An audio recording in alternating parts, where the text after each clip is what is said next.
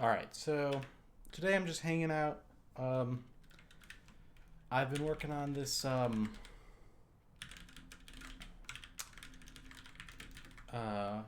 upgrade to something I did years ago on the code base called AudioGen. And I had in there a few things that are useful that get used in my podcast audio visualizer, but they're not really organized very nicely and they haven't been pushed very hard. There's also the wave parser and wave renderer in my system, which have not been pushed very hard. And so I'm kind of pushing now on the wave renderer, wave parser, and the audio processing stuff, turning it into turning the audio processing stuff into a full digital signal processing layer, and the and then like reintegrating those changes back. So I'm currently where you're finding me right now. I'm going through applying some wave of changes to this, and I'm just kind of iterating. I'm not doing anything in particular.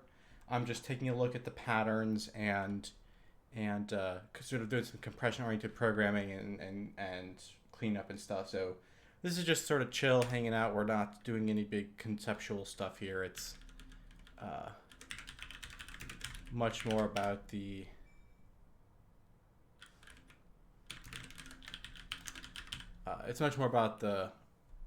hanging out and getting some stuff done.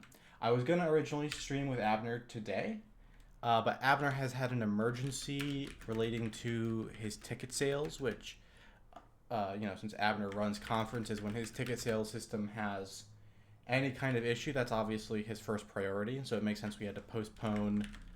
Um, we had to postpone our plans to stream today, but that should just be a temporary setback. Sooner or later, we'll get that stream happening. But since I was gonna stream today, I still have this energy in me that wants to stream, so I thought I'd hop on and hang out. And if it's just a few hours of doing some of this passing over the audio processing in my code base, then that'll be fine.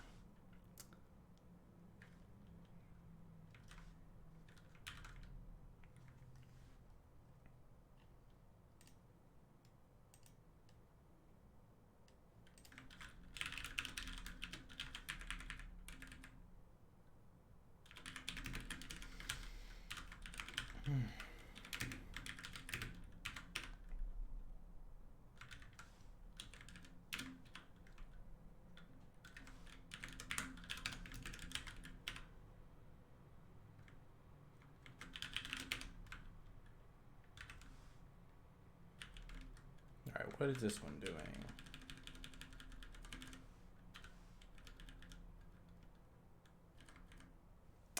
Right.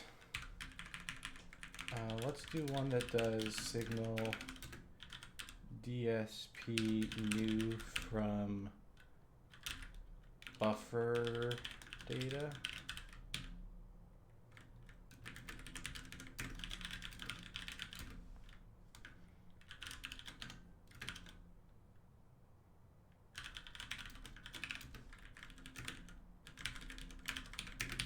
So this helper would just be nice because I use a lot of these buffer operations.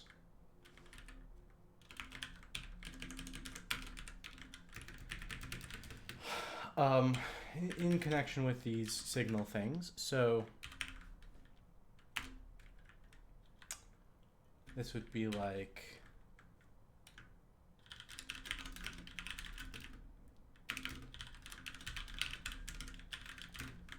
all right, the samples come from the buffer data. Here let's take a look at the buffer here. Buffers have a certain kind of flexibility. They can have elements of a specific size, and here that flexibility should be narrowed down to buffers of that size, element size of 4. In fact, we expect those to be floats.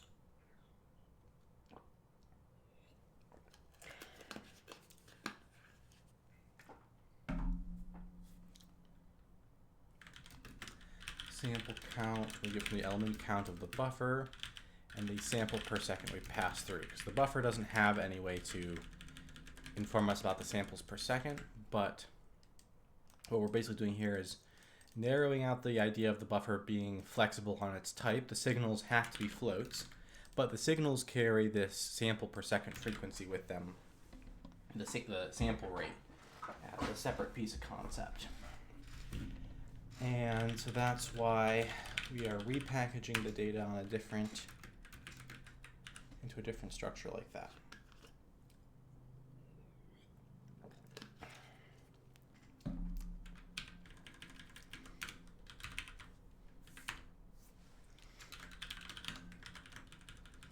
And so we just go like this.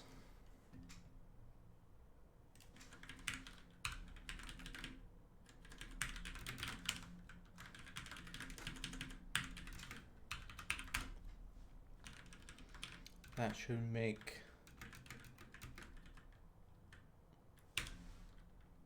that a little easier to do.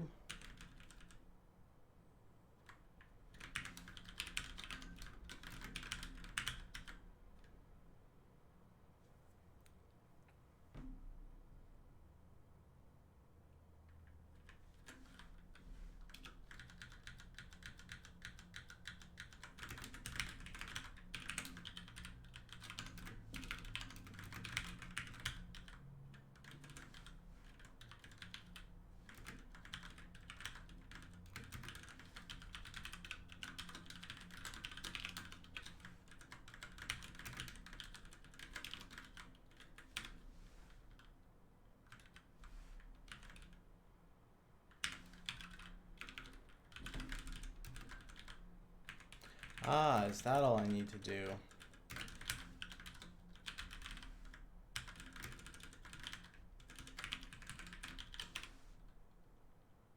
There we go.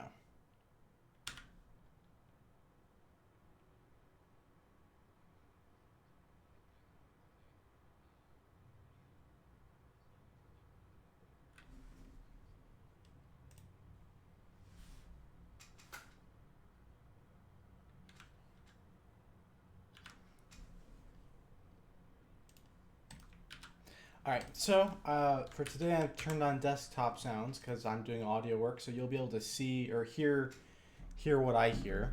And I'm not playing music today because I need to be able to hear. I'm doing if you're programming something that makes sound, it doesn't really help to have another program running making sound.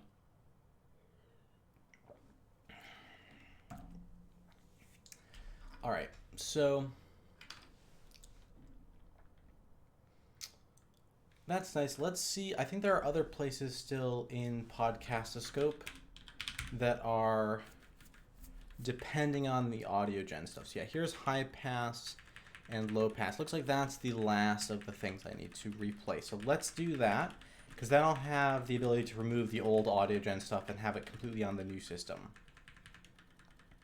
So right, so the first things first, this, oops, how did that happen? There we go. This needs to be a copy of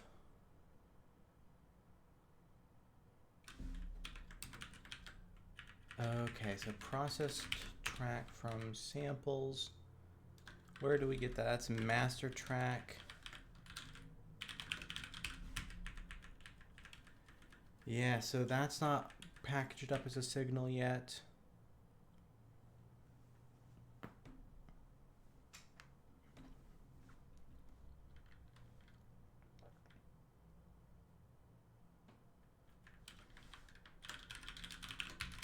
Yeah, so the tricky part here is there are a couple of stages where I don't have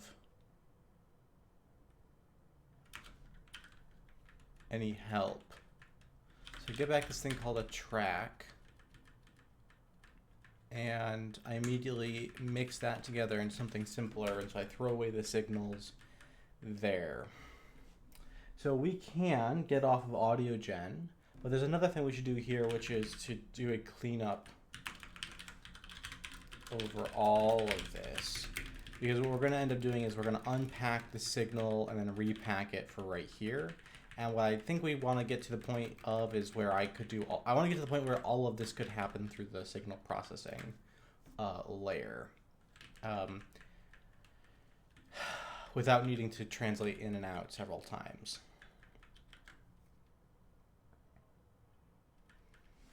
But for now, let's see, we get samples here. We could make a signal. And then, okay, so DSP signal. Here's the signal we're working on. So for now, I have the ability to just set one up on my scratch space that points at that set of sample, that signal info. And then in here,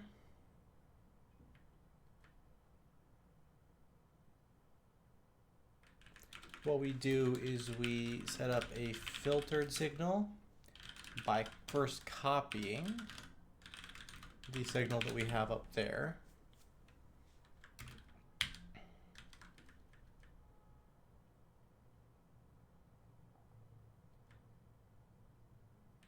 We get the alphas for the high pass and low pass. We don't need to do that. So what we do is we go high pass, and the high pass function that I've written here, it takes in the filtered signal. It's going to operate directly on it.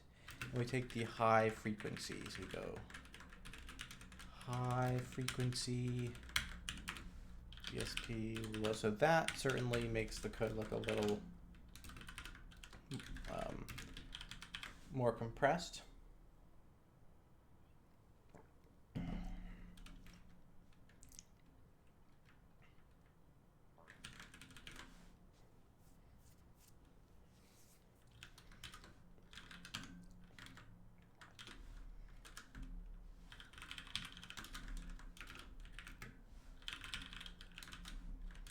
Samples per second.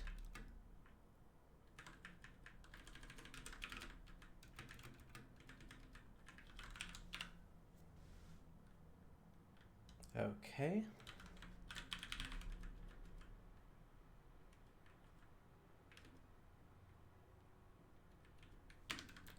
And what about end T? That's not getting used. So if I wipe out both of those, everyone's happy. Looks like it. All right, so if that's true,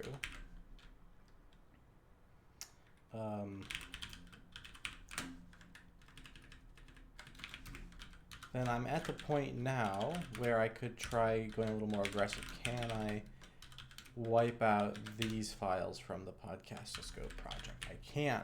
Okay. So if those can be wiped out, then the next question is,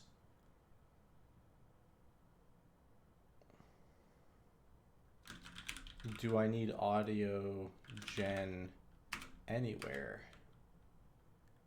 Play temp wave. We're already planning on rewriting this pretty substantially, and I've zeroed that out.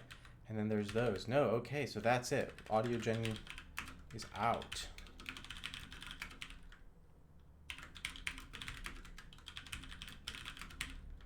Very nice. All right, so the next big thing to work on then.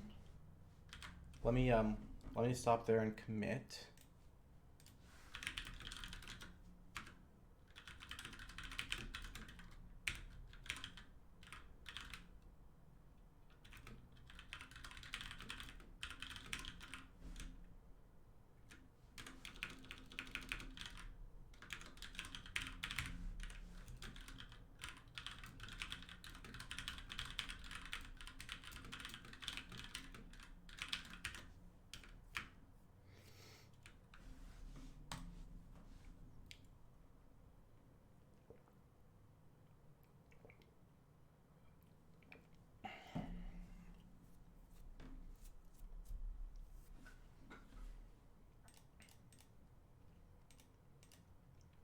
All right, so the one spot where I can make progress is down here. I could go through all of this, but that's actually quite a big thing to do. This is some chunk of code that I could deal with, But there's actually also all of this, like all of this ties into one big ongoing complex process, which also includes all of this. And so what I think I want to do is I want to look at most of this I was looking at contains, this is where we actually load in data from a WAV file and begin dealing with it. And I think, I have these WAV files over here. So I think what I'd like to do is now start upgrading the WAV system into my new, into a new, like, more unified singular place. This is something I've been doing through a lot of my code lately. And so when we look at the WAV layer, it's going to have a couple of sections that we want to get. It's typed from the RIF format. I'll leave this in place. We don't want to break old stuff while we build a new one. I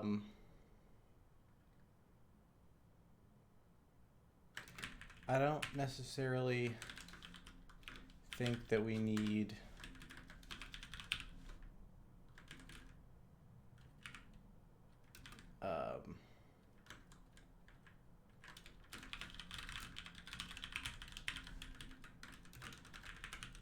I don't necessarily think that we need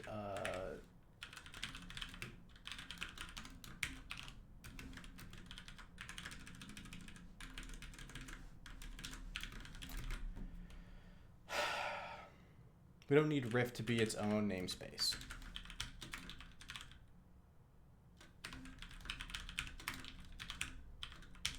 This should be good enough. It can be part of the WAV for now. If it turns out there really is a good reason for me to deal with RIF,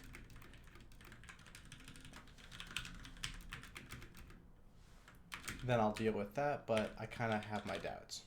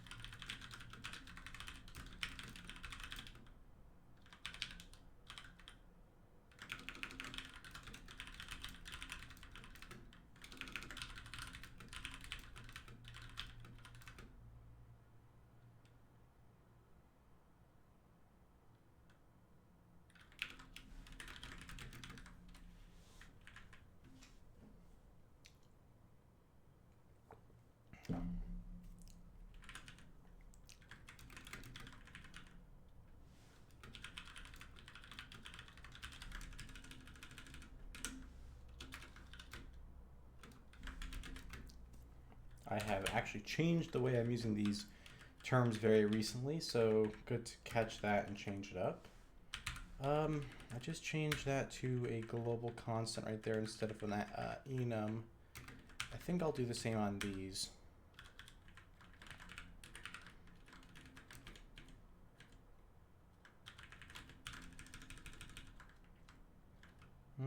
How do I want to do it? Not sure. Not sure.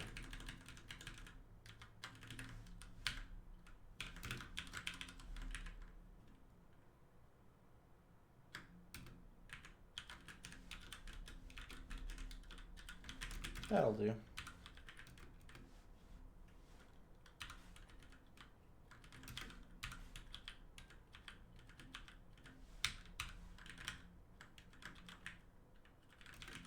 format chunk.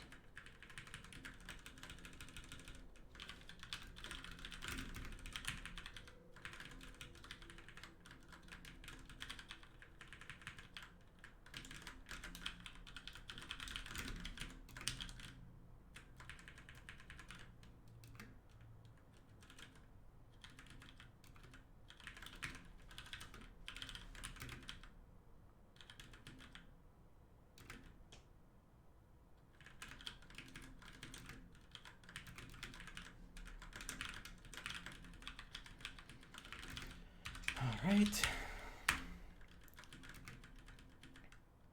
Then we get these. Here are the wave.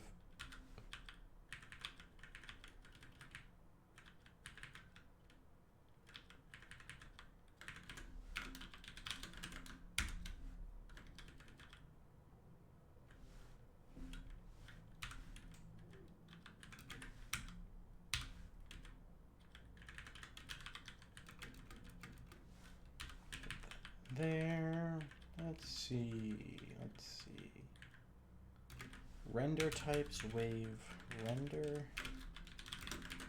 types.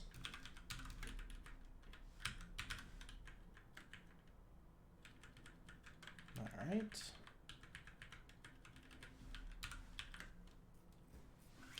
And these parser functions are a good start, but I want to go farther. We'll do that next after I've finished coalescing things. Okay.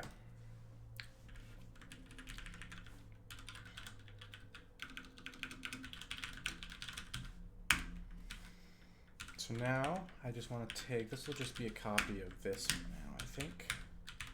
And then we can go into something like Podcastoscope. You see right here we have all these different things we have to do to deal with WAV files. Well, let's try to make that a little less annoying.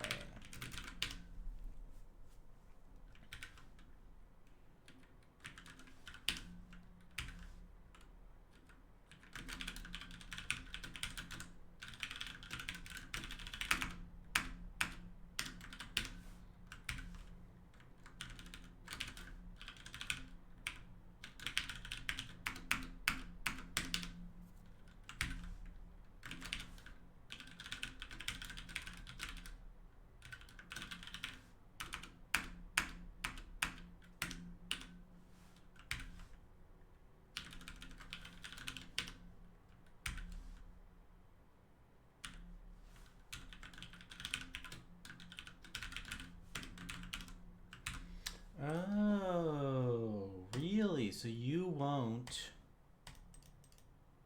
let me use that as a constant. What if I did this? Yeah, so I don't want to do that. Okay. Fine.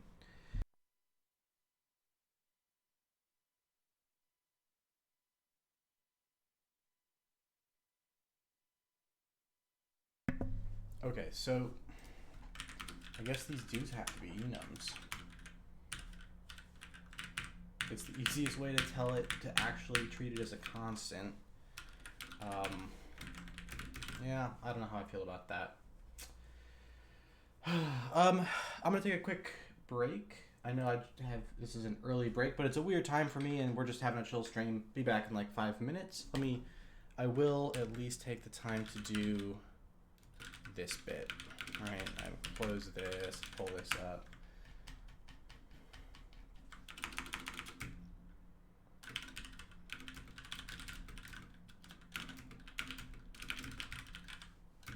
You know, this guy right here, we just go like this and go, all right, that should keep you company while I'm gone.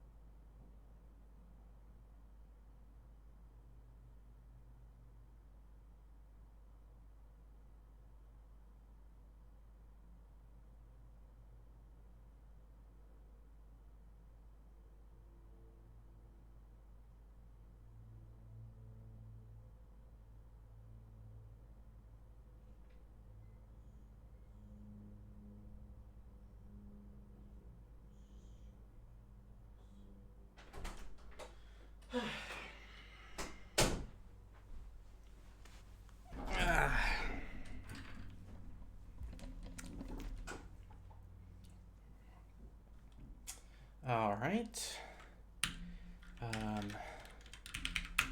Let's get back to coding.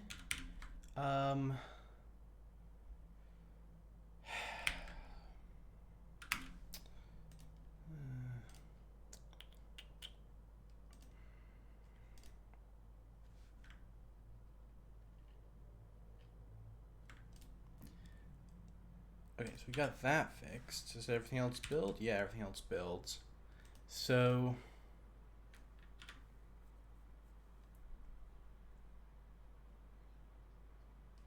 all right, so that still works. Let's look into some higher level usage patterns now that happen. They happen once over here in Podcastiscope when we're building these tracks. They happen again over here in PlayTempWave, which is where I have a little workspace where I can do experiments on processing of an audio file. I can read an audio file in, make modifications, and then play it so I can hear the results. And here, I end up finding I'm doing very similar things. Now, I've zeroed these ones out because I didn't feel like keeping these ones working while I was ripping out AudioGen. But you can see it's doing things like, splitting into channels, converting into F32s, resampling if necessary, all of that. And the reason for that is that's just kind of like the common first steps that I want.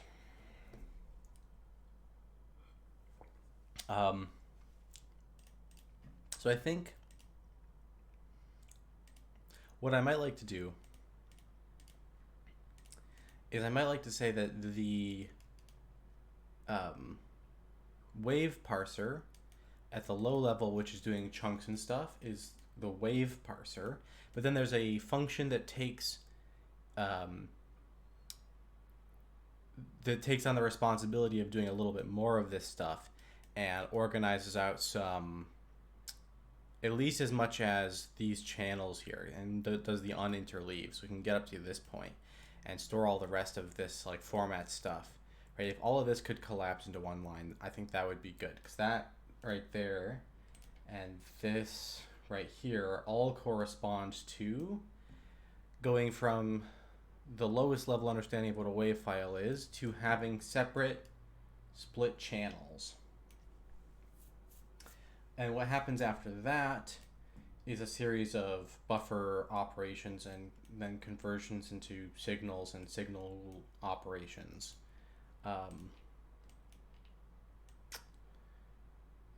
Let's see here, get that, right. So it's a little less clear that I want that bundled in all the time. Probably I don't want to have to, I want a version that does not have to do anything to the big buffers of samples, but that will do all the rest of this. So if this is my wave parser, let's do this, wave parser functions, wave render functions,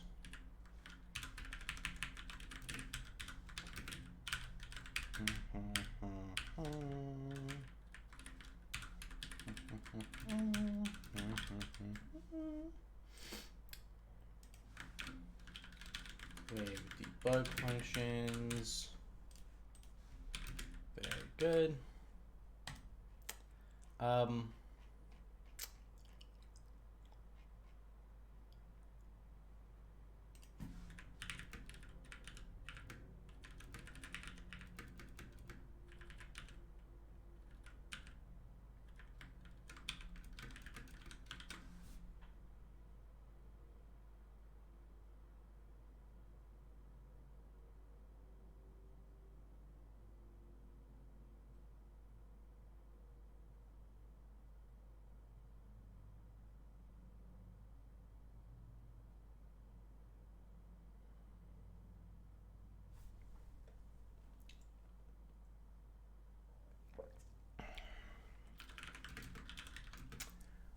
It wouldn't be a wave thing that would return. It could be that I'm thinking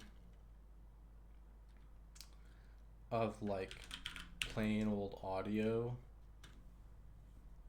right? Like we have an audio, I don't know what we call it, data or whatever.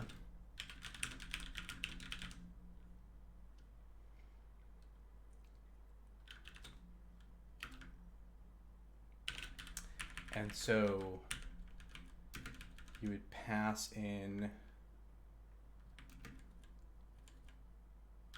this much, and it would use these. This is like the low level wave format stuff. And then this would be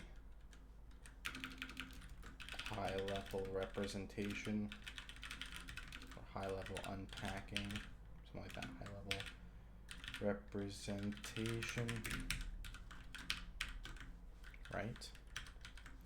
And the question is, what is audio then? This could live as part of the signal system. So let's go over here, DSP. I have a thing called signal. I could say, hey, we want a DSP struct DSP. I don't know what we would call it. What's a collection of signals that all have the same length?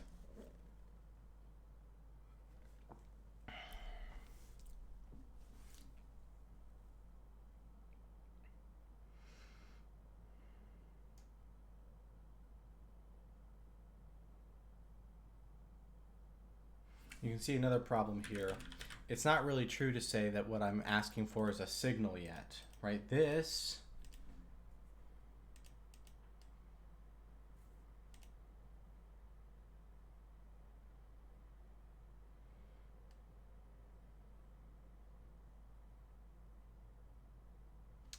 yeah, I think it would be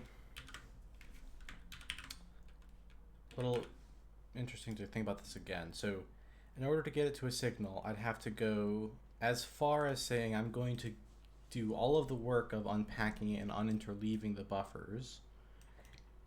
And then I'm going to run a conversion to F32 if necessary. And then I'm going to stop, right?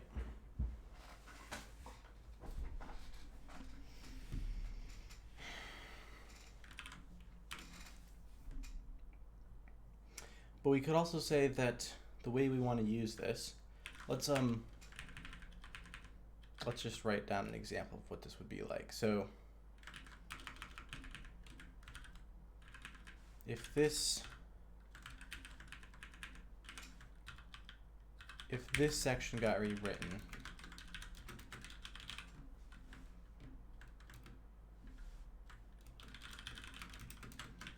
to look like this,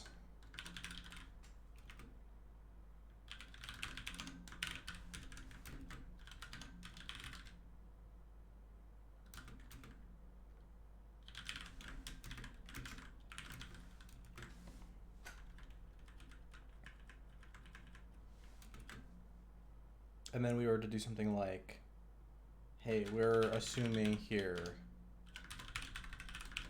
channel count is, you know, not more than 2.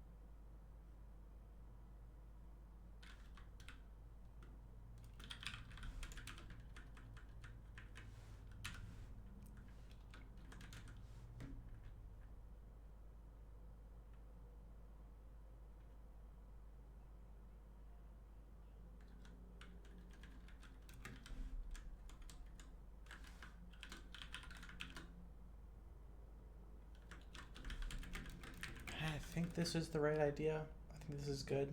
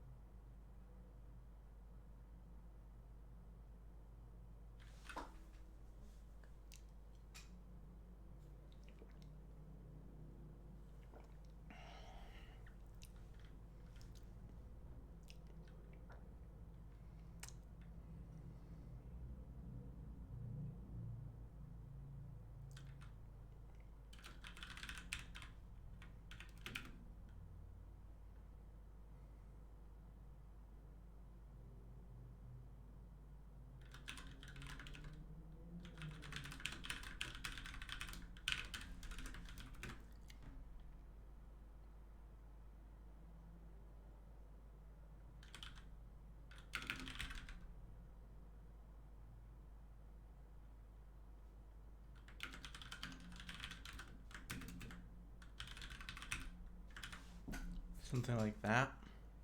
So the channel would presumably know about its internal type, its length, and its sample frequency.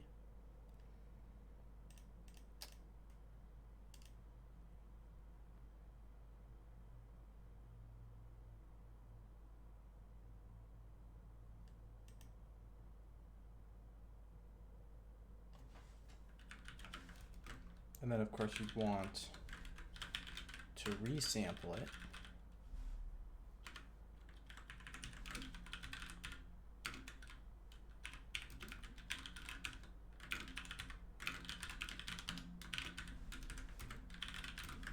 So you put into the output arena, like this right here can be an intermediate.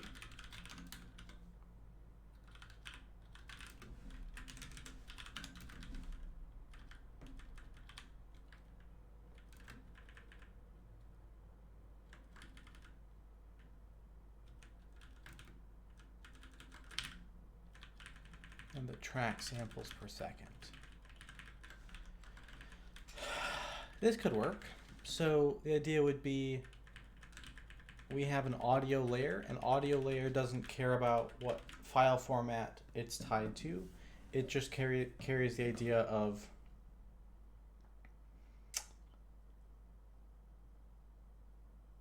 untyped sample buffers that are the same length of time in the sample frequency for them, and it serves them out of an array of channels like this.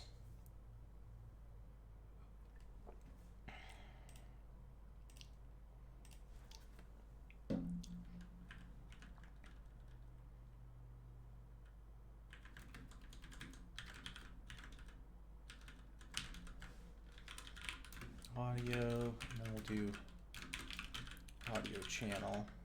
Channel equals that. So we don't have to figure out the bundling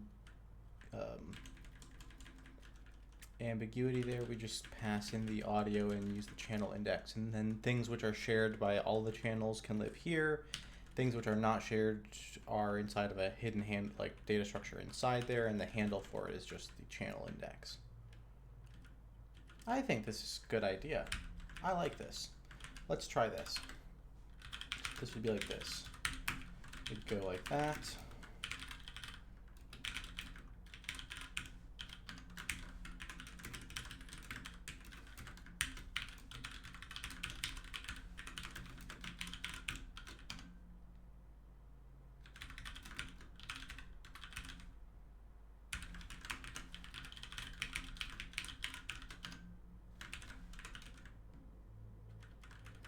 By channel here, we really just mean a void pointer, I guess.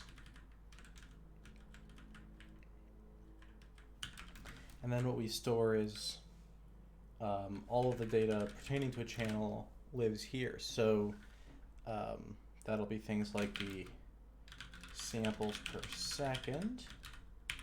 Let's take a look over here at, okay, here's the idea where we're going. Let's restore the one we actually have.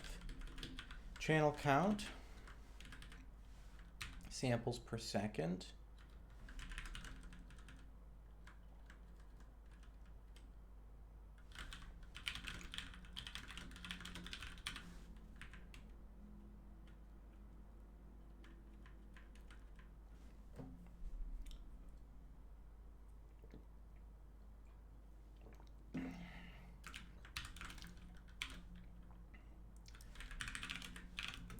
bytes per value.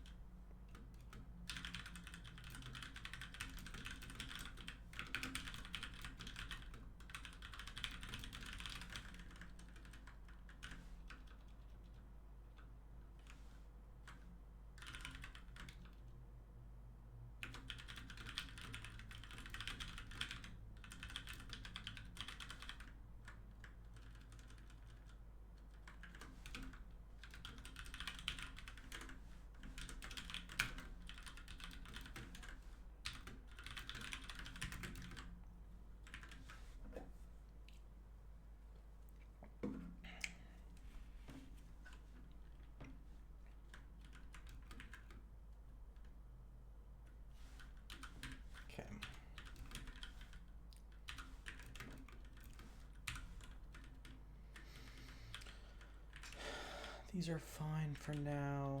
These are fine for now. Yeah, that's all fine. This is where I think we've got things are getting interesting. I think I want to promote that to the audio layer.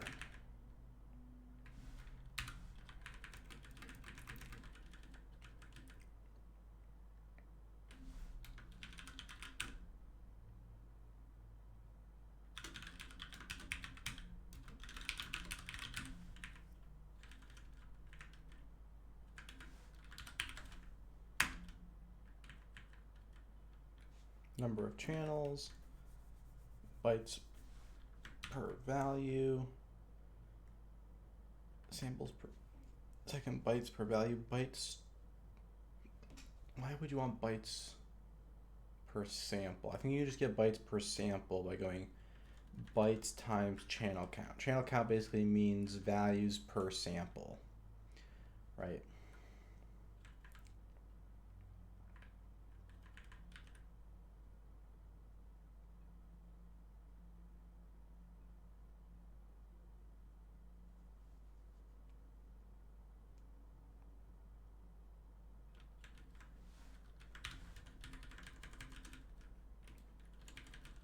Bits per value. Yeah, I don't want to think about that at this level. That'll go here in the value kind. That's the only place where it needs to go. So I think that's everything that's relevant. And then we want to say, okay, probably this needs to come live up here now. So this is not a property of our wave layer. It's a property of our audio layer. It's not a render kind, it's a value kind.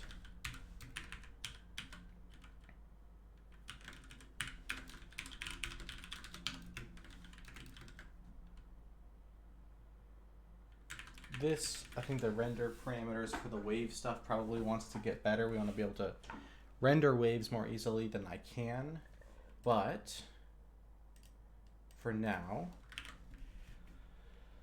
let's say we're over here, we pull in audio.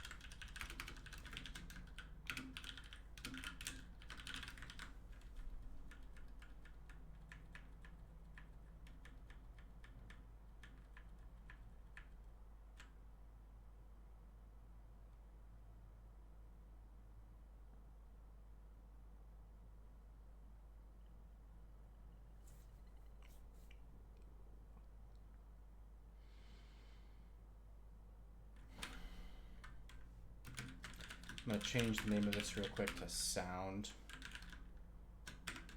everywhere.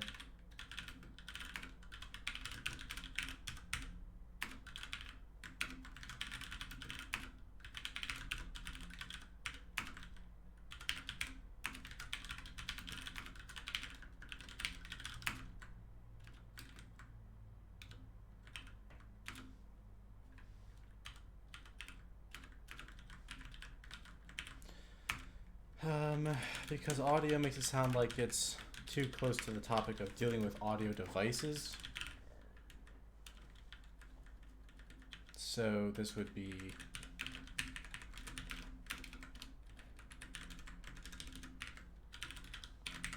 the generic sound.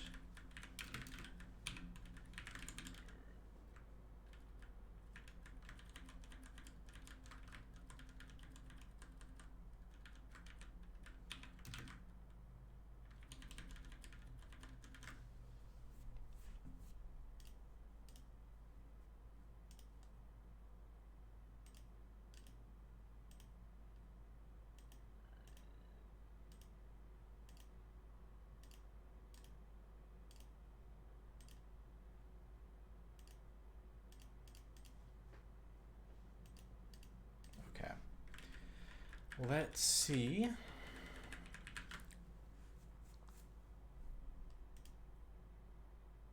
I think, wait, the sound data.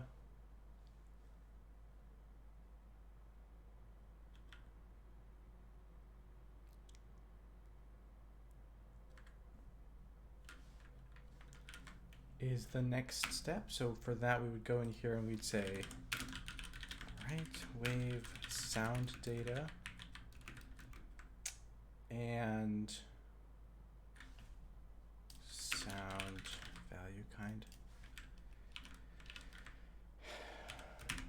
The goal then is to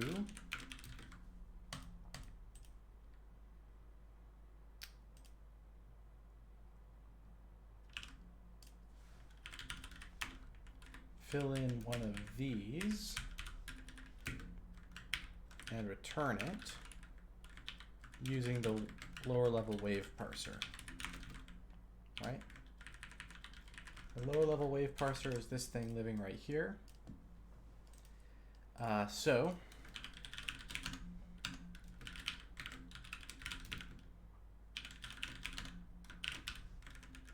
subchunks from data, throw this onto the Scratch arena. So these are the intermediates.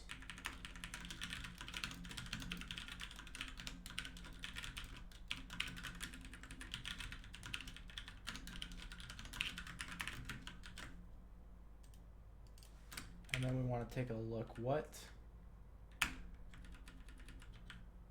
comes next. We grab this format chunk. The format chunk lets us pull out some format data.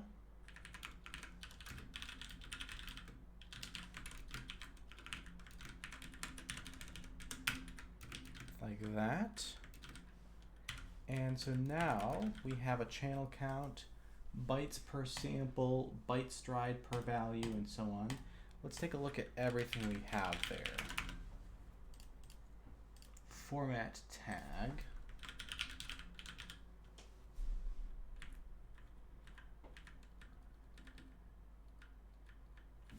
And do I have in my wave rendering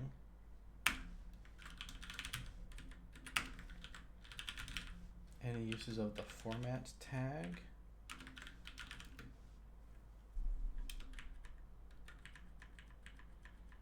Yes. Okay, so we figure out wave format tags from the sound value kind right here.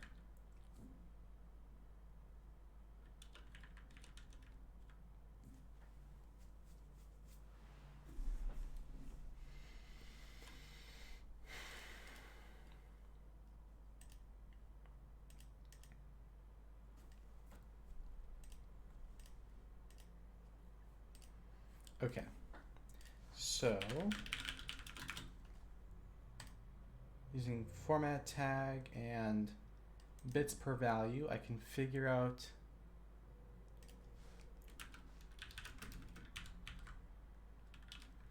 let's take a look. Sound data. I think the first interesting thing to figure out is the sound value kind.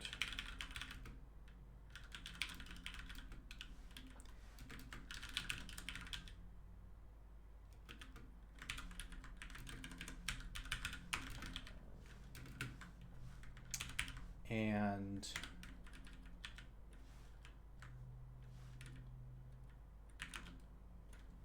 we do that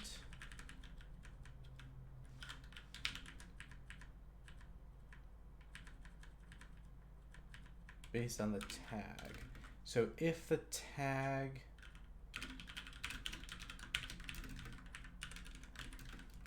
is PCM, then the value kind is equal to the format dot bits per value. So if we have 16 bits, this will be a 16, and the value kind should be signed 16, which is signed 0 plus 16 more, right?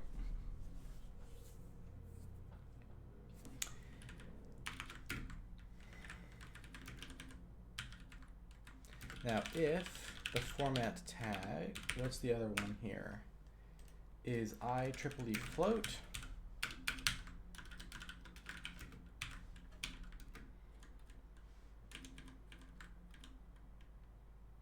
then we want to look at the bits per value still and use those to figure out what size of float we're talking about. There's only a couple of supported sizes for floats in this code, so I'm going to just maintain that behavior because I think that might have been based on wave spec stuff or something. So there we figure out value kind. If we got to the end here and value kind was still signed 0, then we can't go on. So we now have this concept that possibly an error can happen.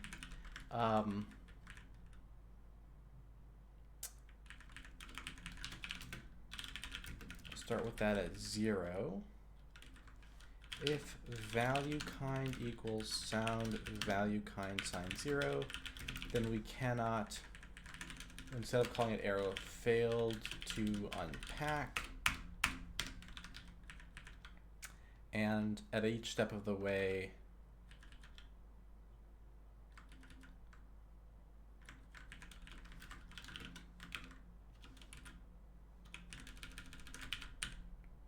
is this null guard? No, it doesn't. Okay. So if format chunk does not equal 0, right, okay. Well, I don't think we need you twice. Format equals that. If we have not failed to unpack, then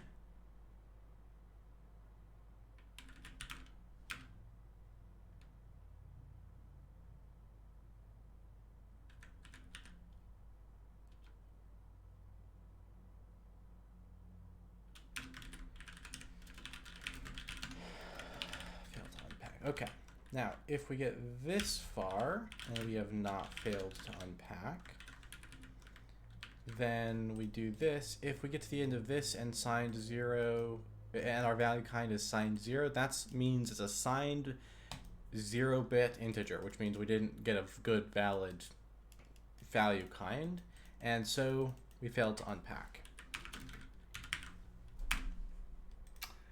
All right, so as I am building this, I've got that one figured out. Bytes per value, sample per second, and channel count.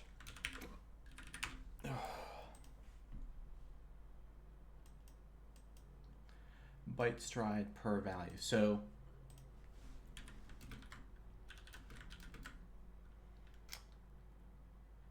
for that, what I want to do is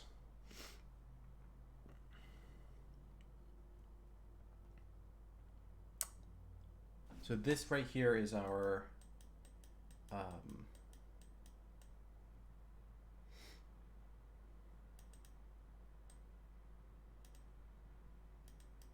what's the word I'm looking for? This right here is our going to help us figure out how much to allocate in terms of memory at some point. So that's our, wait, just let me look at this again. The sound data, channel count, samples per second, bytes per value. Yeah, we want bytes per value here, but that's for slightly different reasons, right? We want bytes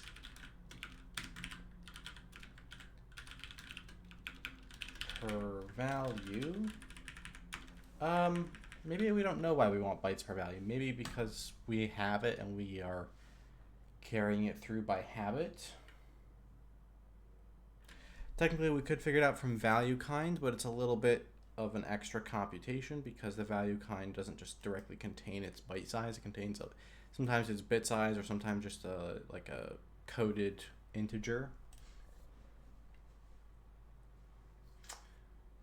So if you wanted to like mem copy a sound data, you would need to know something like this is the point, right? You need to be able to, yeah, it's worth keeping. So these are all trivial. So the interesting thing now is to allocate and fill the channels.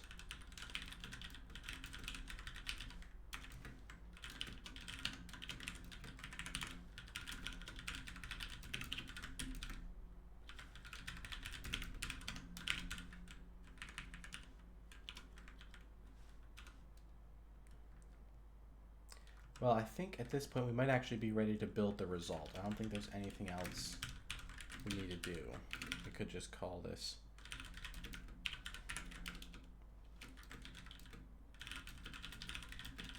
allocate and fill the sound data. So this would start off with onto the output arena, put a sound data.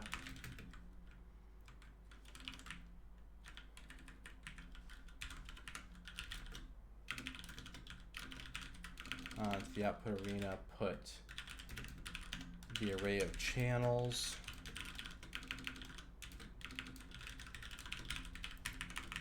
Grab here the channel count, which we get from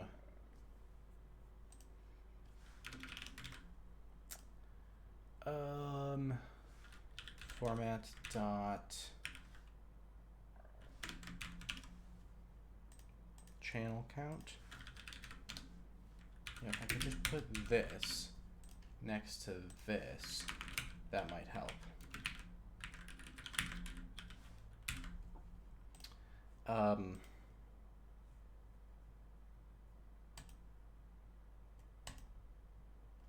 Channel count.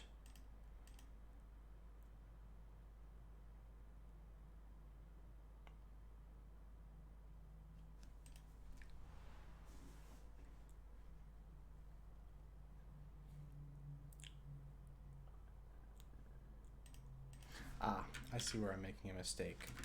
I have a better tool for building this part a little bit. Let me back up and look at Podcastoscope's way of doing this.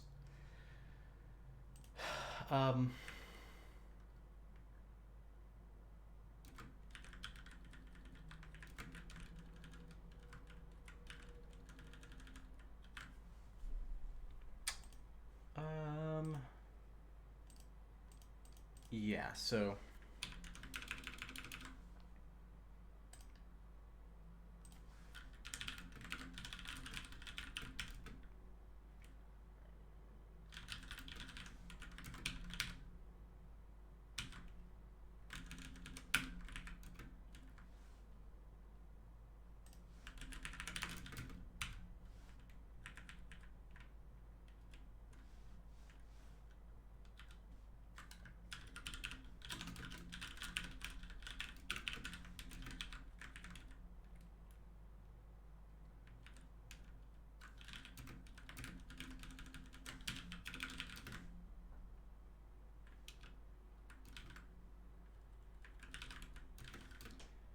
if that exists, otherwise fail to unpack.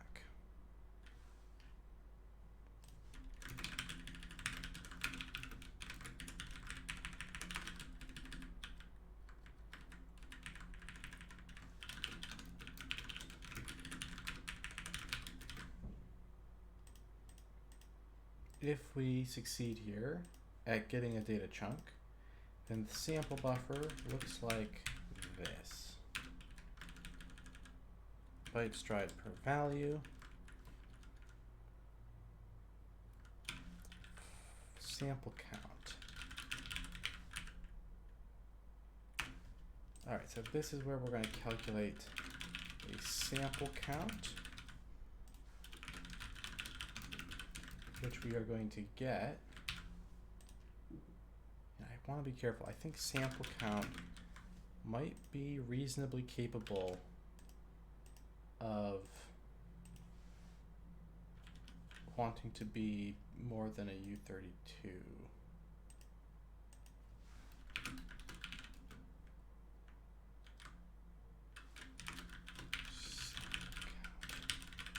That's what I missed there.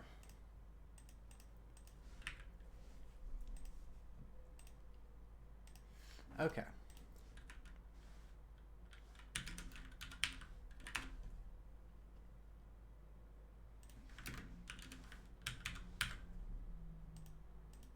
Bytes per sample. Size. That gives us the sample count. Then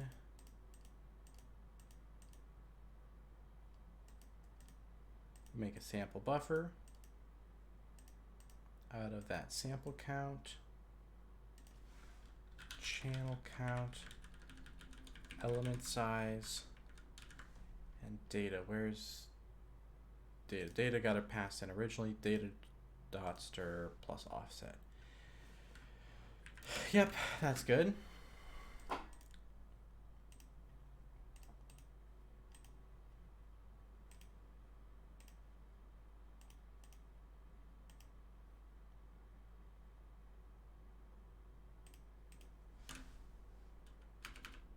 Now, if we get that far, then we can allocate and fill the sound data. And so this goes sound data equals 0. If we have not failed to unpack at any step of the way, then the sound data can get pushed onto the output arena. We're going to fill the sound data up.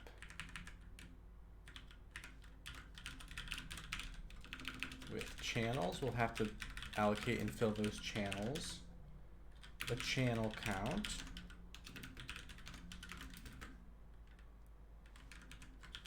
That lives right there. The sample count, which we calculated earlier. The samples per second, which lives in here. The bytes per value, which is called the byte stride per value in the wave stuff. And the value kind, which we did a block for up at the top to figure out. Okay, so that's everything except for the channels. Now the channels,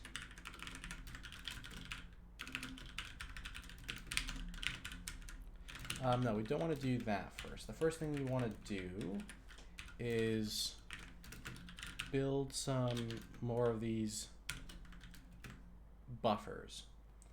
And the number of buffers we want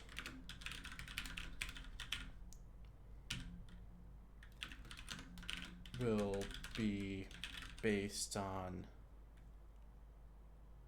let's see, does the buffer, how does the podcastoscope do this, right? It sets up its buffers with an allocate call and then operates on them. So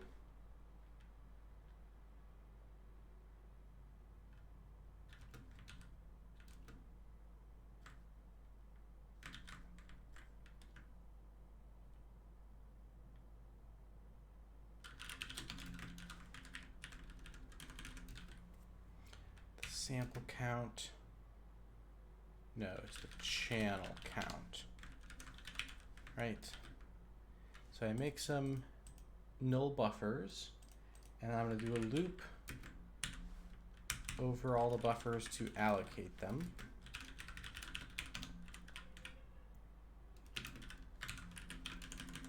I'm allocating their memory onto the output arena, not onto the scratch arena in this case, because the memory allocated for these includes the memory that I actually want to return.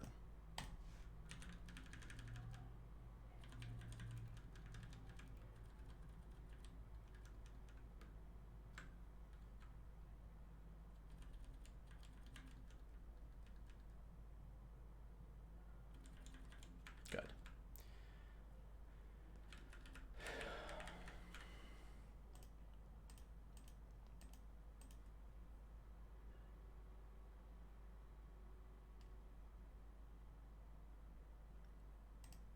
And then I run the uninterleave buffer operation, sending the results to the channel buffers, gathering input from the sample buffers, using that channel count. So whatever kind of thing they are, they're all, you know, they could be 16 bits, 32 bits, floats, integers, whatever. It will uninterleave them. It figures out the size from the buffers. The buffers know about their element size, and it ensures that these elements and these elements are the same size, but it uninterleaves the data in these into n separate channels contained in this array here. Okay? So then, if we wanted to, we could say, all right, finally the channels go onto the output array like this.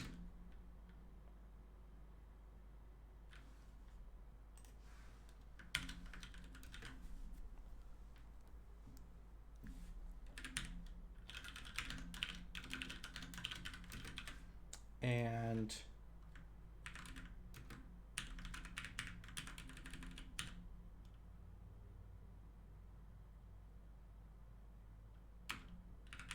so what we're really doing here is we're going fill in the sound, fill in the channels.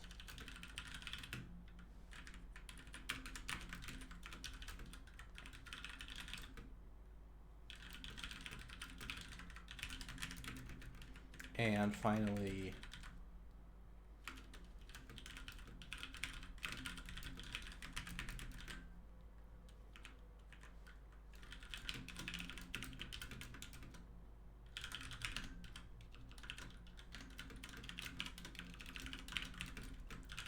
channels I just gets the raw pointer living inside of each buffer.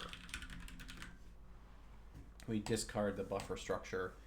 That's a little bit of overhead because we allocate what is the 16 extra bytes or 24 extra bytes to create each of these buffers, and we have those living on the real arena. The way my buffer system works, this thing gets allocated as like a header, and then this data goes with it. And I'm interested in the data ultimately, not in the whole buffer struct that comes with it, but they get allocated to the same spot. So this is a little bit of cruft. If we needed to start really squeezing out bytes, I would be surprised that it would show up at something at this granularity, because these buffers generally are like, each one's a few megabytes, and it's usually like, you know, we're dealing with like 2 or 4 or 8 or 16 or 32 of these, right? We're dealing with a few, but not that many separate buffers. And each one's like a few megabytes or something, right? So the data, the memory wasted here is not gonna be that big of a deal most of the time. But if it does start to matter more,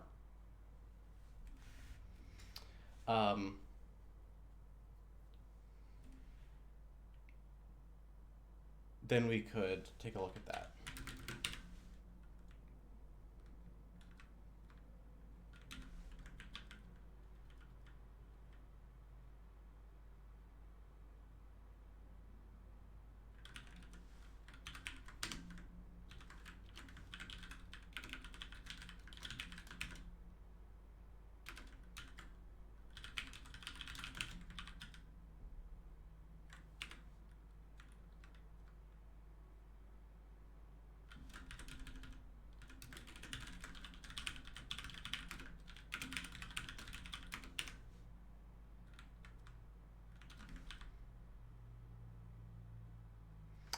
Right, so I noticed this was happening. I made some changes to the sound data structure, but not to the real one.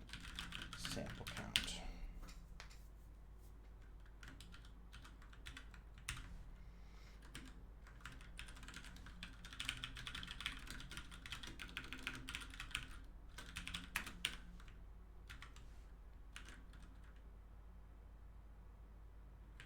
Podcastoscope bug. I do not want to get bogged down in that yet. That's the next stage, is to make sure that makes sense. So why was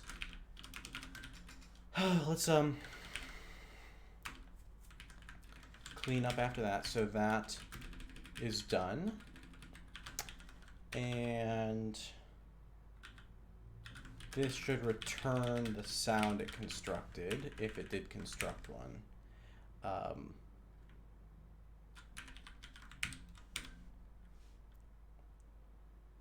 Good deal. Now, let's put in a read-only sound data nil, so that if I don't construct one, I can return that as a backup. And then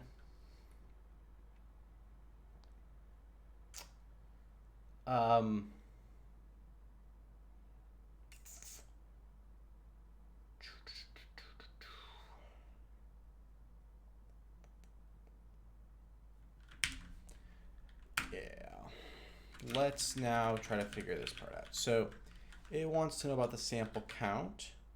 When the sample count comes to you this way, it's coming from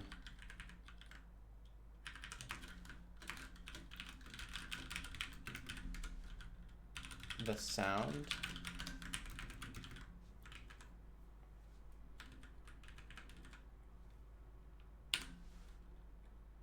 All right, so we want to get these things working. So that function is the one we just wrote. That lives in the wave layer because it takes in wave data, and wave data is more specific than sound data. So it can't live in the sound layer because that would put more specific data into the more general, like knowledge about more specific data structures into the more general layer. So the next step is it needs to be able to convert it to a pair of signals, and to do that, it does one new thing that we don't have yet. So sound, we need a function.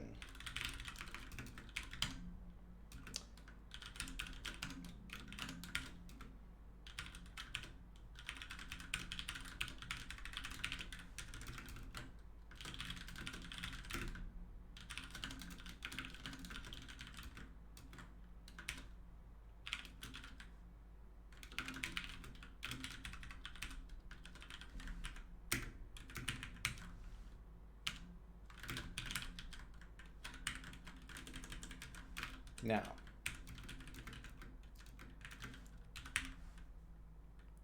a signal has to be floats. So what we have to do here is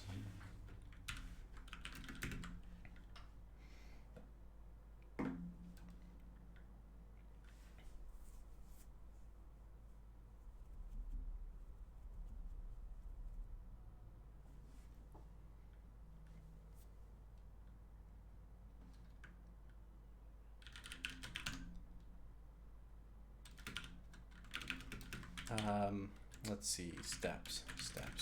So, oh man, so if the channel index is less than, okay, sound, what do you have?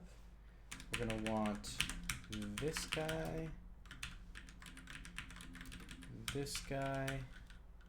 and this guy all living and hanging out together.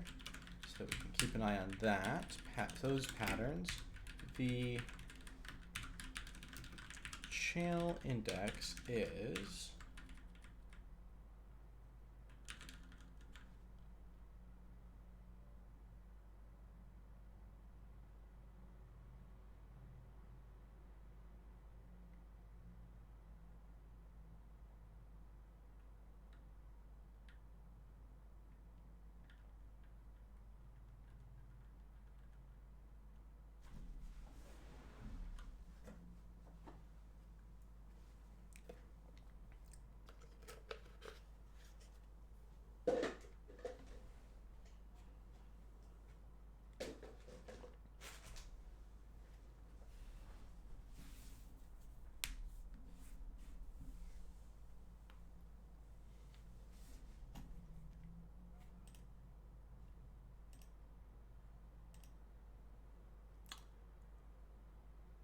This needs to be less than the sound data's channel count.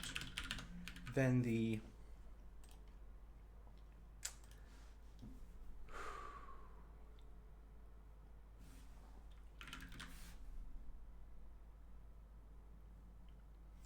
next step would be to figure out if the float type we have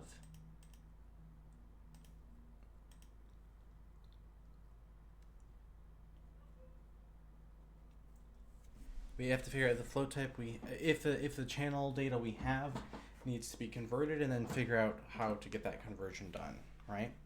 So I think it would be something like this. If the data kind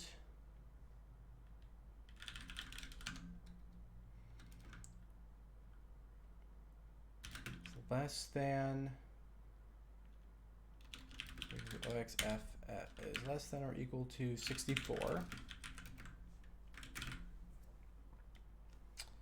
then what we do is we go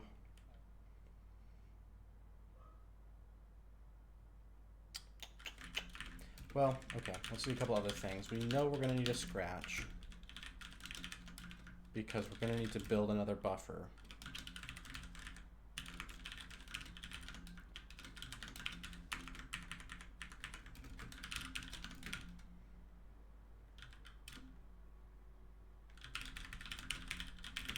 And so the channel buffer is going to go, let's see,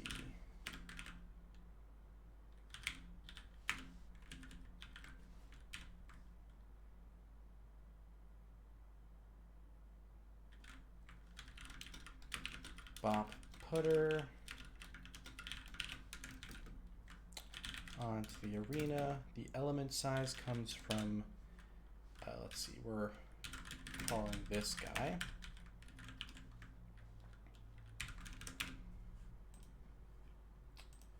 The element size comes from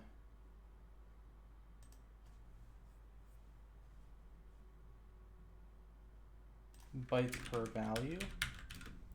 The element count comes from the sample count. And the pointer comes from channel's channel index. Okay.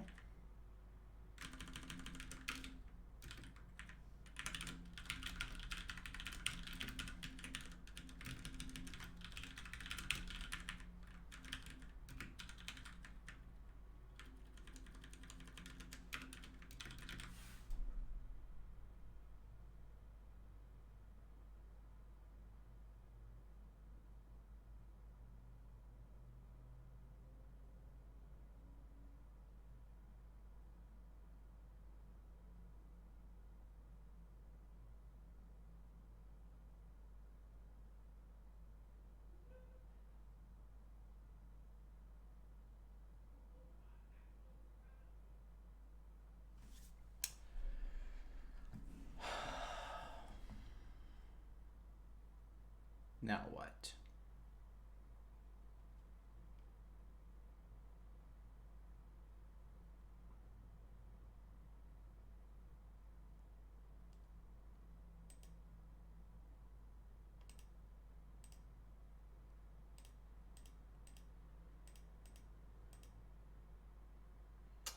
So if we've got the channel buffer set up, and you notice here I managed to actually not create an unnecessary extra buffer. There might be a sign here. Let me go back and write this down. That when all that stuff about wasting a little bit of, yeah.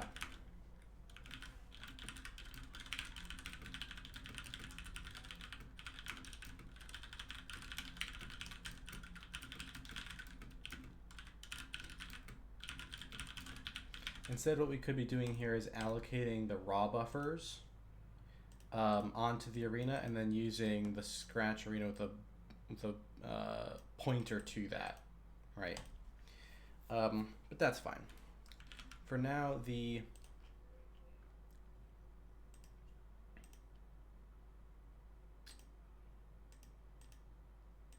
the thing we have is good. The more important issue is if I've built one of these and I know the value kind I have is one of the integers in this range from, let's say, 1 to 64, right? Then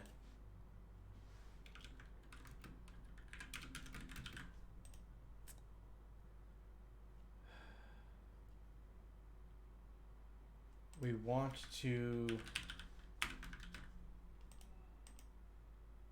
run something kind of like one of these.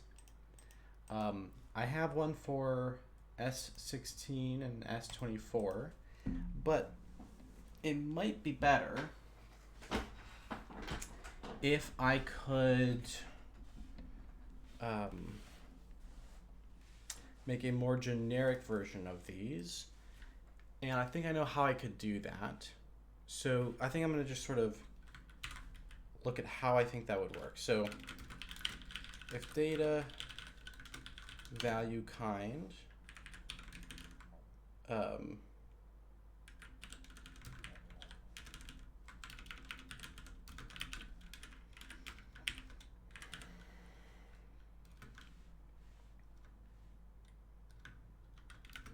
is less than or equal to 8, then we would do bop f32 from S8.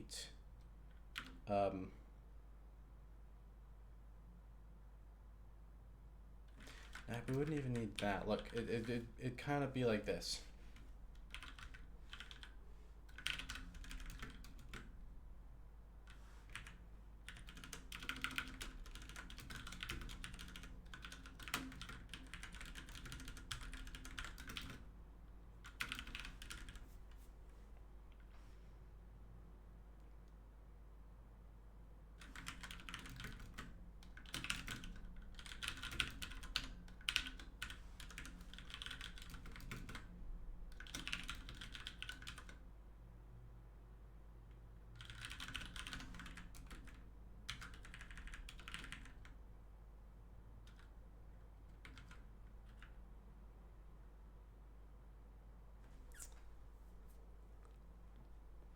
Yeah,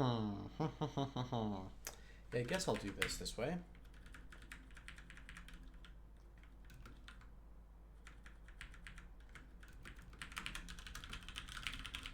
Just to get us going here.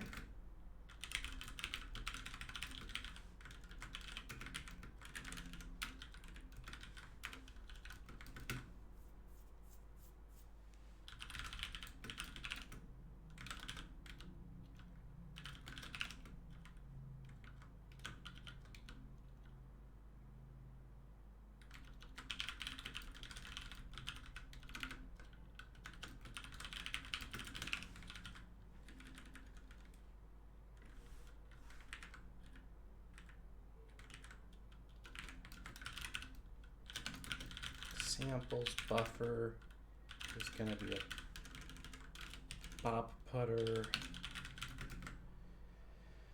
Size of F32, sample count.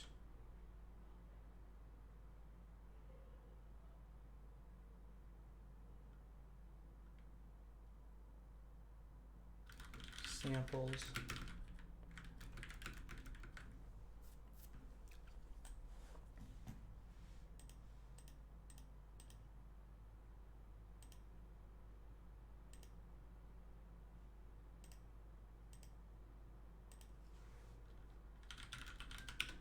Samples buffer from the channel buffer with the number of bits.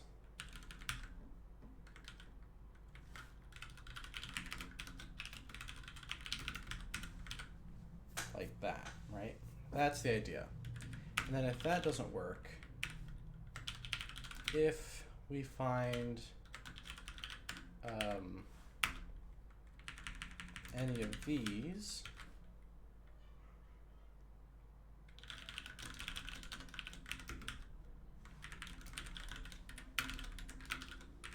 we don't know how to do this one, so we would just have to give up With this one, we can just do a mem copy, right? Go memory copy into the samples from channel raw size of an F32 times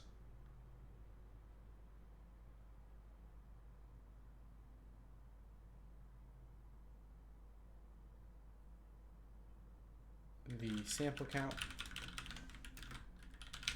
And in this case, we would need something which I don't have, but could have pretty easily, which is this.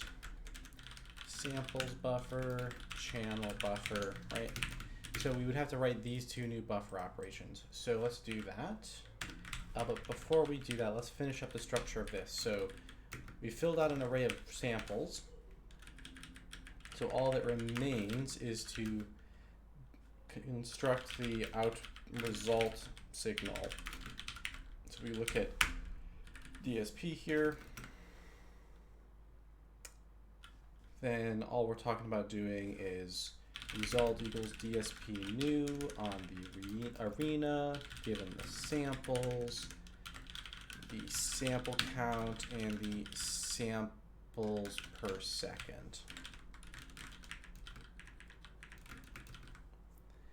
Right? Then we can,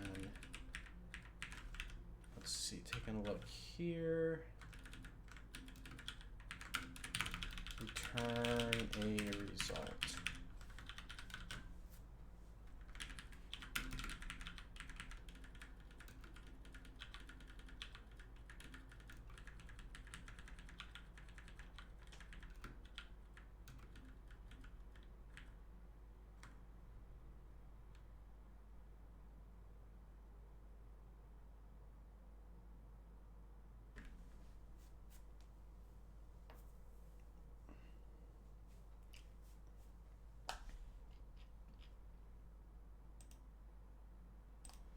All right, so that should cover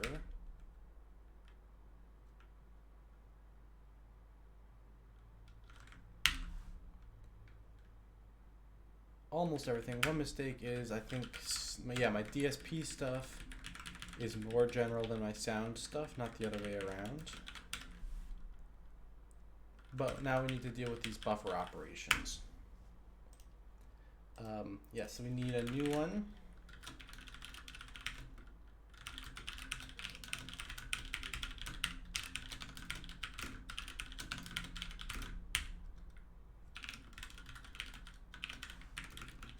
And another new one.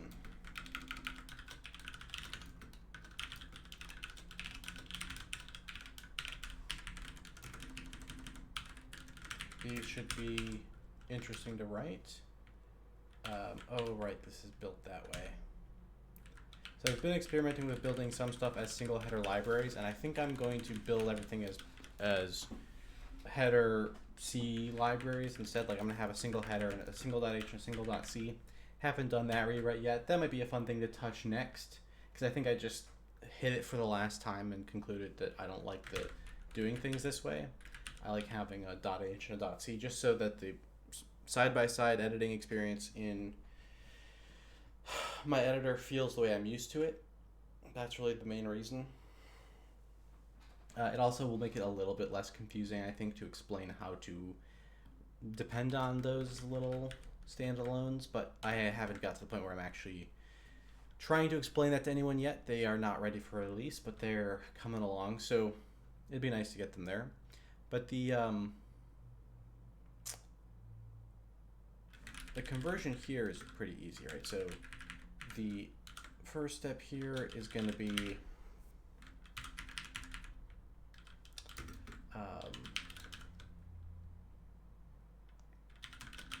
they both need the same element count. The destination element size should be 4, and the source element size should be 8.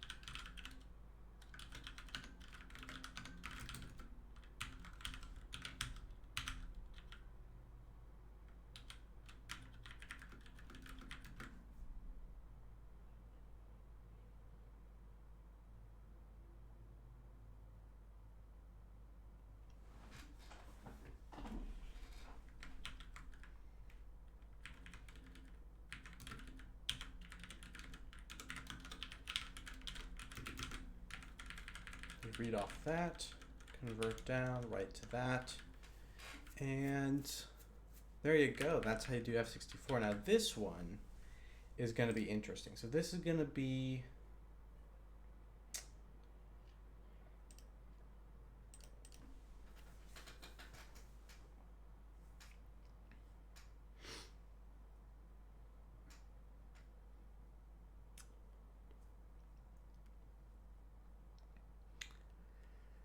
kind of like this one, and kind of like this one, but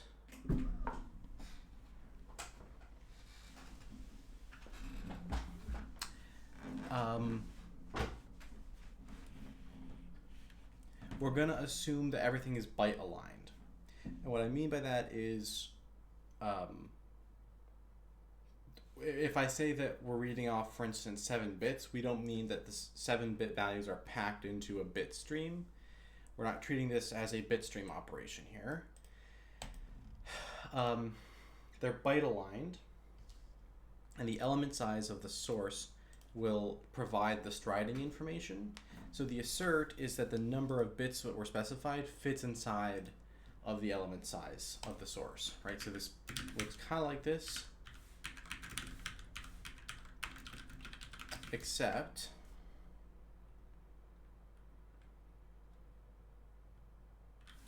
instead of asserting the size of the element of the source, we want to assert that the number of bits that we're asking for is less than or equal to the number of bytes that occur in each element times 8.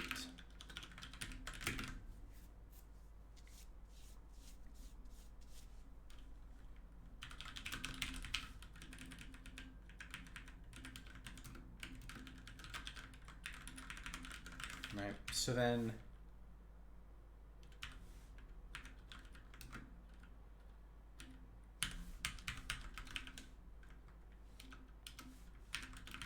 we'll write down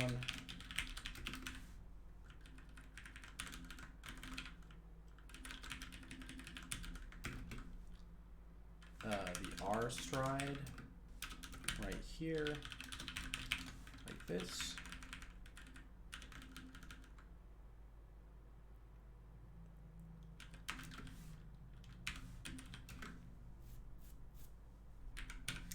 And now what's interesting is if the R stride is a 1 or a 2 or a 4 or an 8, it makes our life easier. Because if I need to do something that's not one of those, say, so I chose the different sizes of integers, right? If I need to deal with 3 bytes at a time, then what happens is what I would love to do is take my read pointer and just read it like it's a 4-byte integer and mask off the top byte and just ignore that it's there. But if I do that, then it's possible that I will have a bug that comes up when you try to use a trick like this, which is that I will read past the end of the buffer and read from invalid memory, therefore, right? In like unmapped memory. I can get a crash right there. And even though I'm masking it away, I can't mask away the crash that would happen from going past the end. So the question becomes, can I do this trick of looking at my stride size or like my read stride and turning that into a read of 1, 2, 4, or 8, and then avoid reading past the end? And the answer is I can do that if I mark a special endpoint where I will read more carefully, right? I could also do other tricks. Like I could say, hey, when we make buffers, let's just make sure that the endings align to 8, right? Trick with that is sometimes people pass me buffers of their own that I don't have any control over. That could be the case with something like a WAV file, for instance. So I can't actually do anything to manipulate the buffer ahead of time. I could do it right in place here, but that would mean potentially copying a giant buffer just to put a couple of zeros at the end.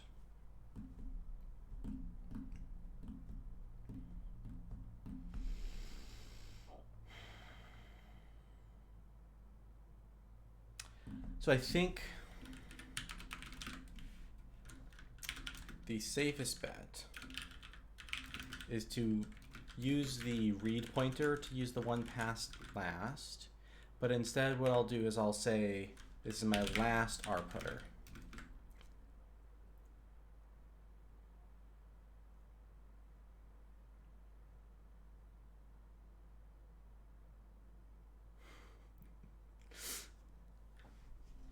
Thanks for stopping by Low Key Code.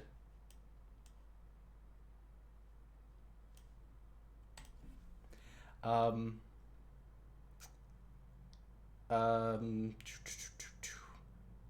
I want to do rputter plus the element count and then -1.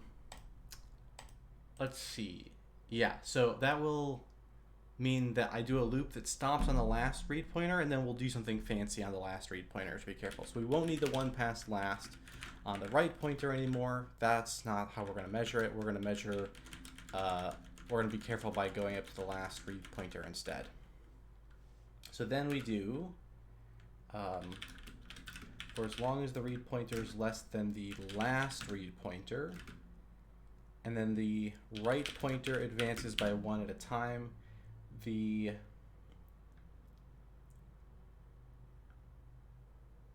read pointer advances by the read stride at a time. Right, each step we are advancing in lockstep. The next question is, what class are we in, right? So there are going to be 4 classes. Read class. So read class 8 would be the default. If read stride is equal to 1, then we'll read class 1.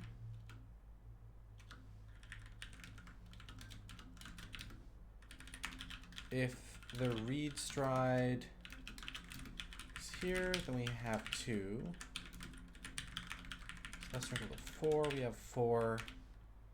So read class, I get it now. This is just the, let's see, I have this over here in my base layer. Next power of 2, yes, next power of 2 U32 R stride. So I take my read stride and I leap it up to the next power of 2. So 1 will go to 1, 2 to go to 2, 3 and 4 go to 4, 5, 6, 7, and 8 would go to 8. Anything bigger than that should already be illegal.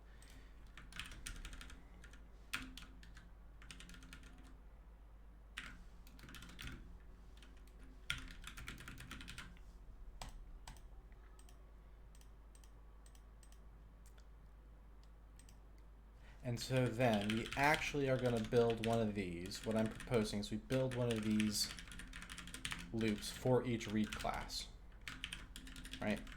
So in read class 1, we will read X as a U8, just like that. Then we need to mask X, which we haven't figured out the mask yet. And we need to then divide it into, so this is read X, divide to F32, which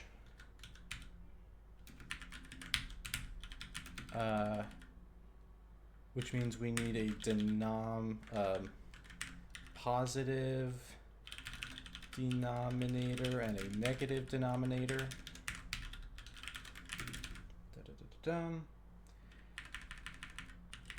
Let's tighten this up like this. And then we write the result, right? And so we've got that for 1. We're doing this way so that we don't read past the end by mistake. These should probably be, oh, this gets more complicated because do you guys see the issue? Because if these are signed, then masking doesn't work. So if I have an 8-bit signed integer then it comes in, my mask just says keep it. If I have a 7-bit signed integer, then what happens is I don't want to mask, I want to sign extend the 7th bit. I don't think I've written one of those before, but let's do it now. Yeah.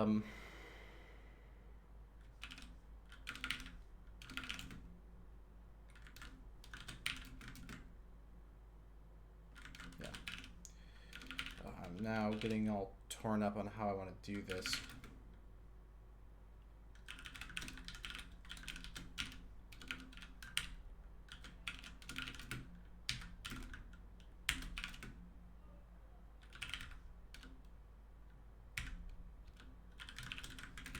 Right, and then I think we do one for 32 bits as well.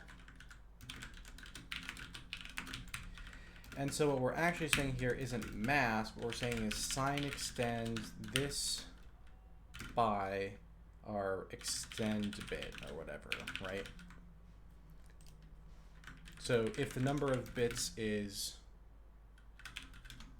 8,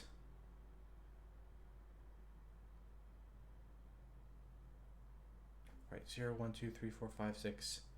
Then bit index 7 is the one you want to use, although that amounts to doing nothing.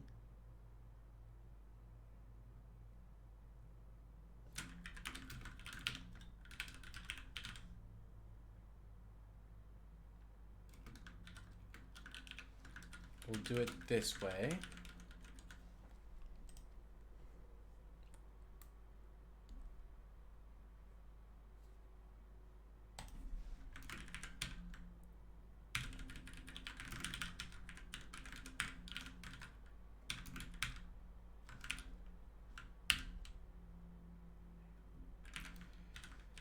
There's 2.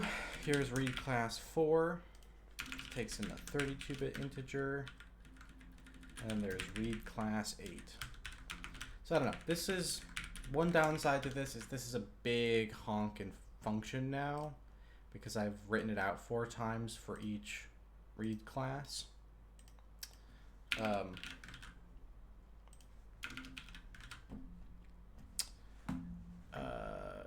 Maybe I want to think about a way to do it that's less performant.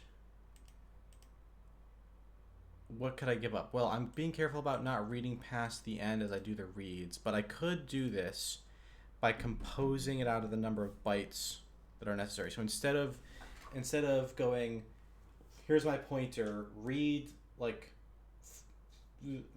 something of the correct size class. And to point out, the reason I have to do 1 and 2 and 4 and 8 separately is, say I have a read size of 8 and my stride is 3. Well, then it's not good enough to stop at the end because the one before the end, right, that could have a read size of 6. Or if I'm always reading 8s, right, if I made a single loop that was always reading 8s, it would have to always be sure to stop 8 bytes or 7 bytes before the end. Which for any of the byte strides,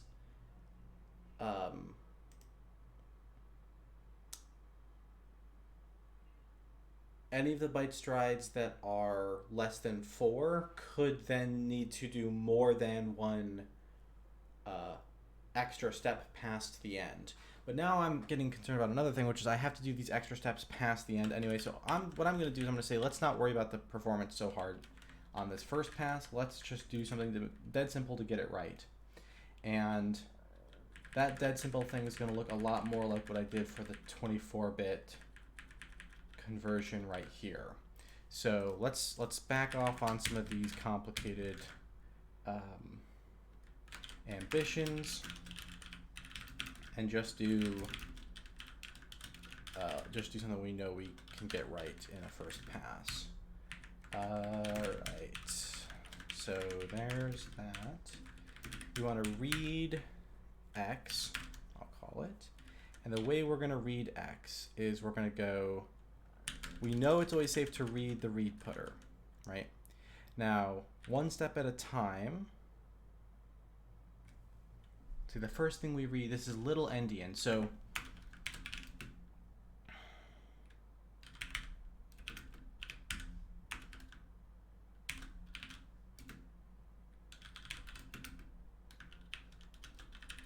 we're going to read 1 byte and increment. And then we're going to go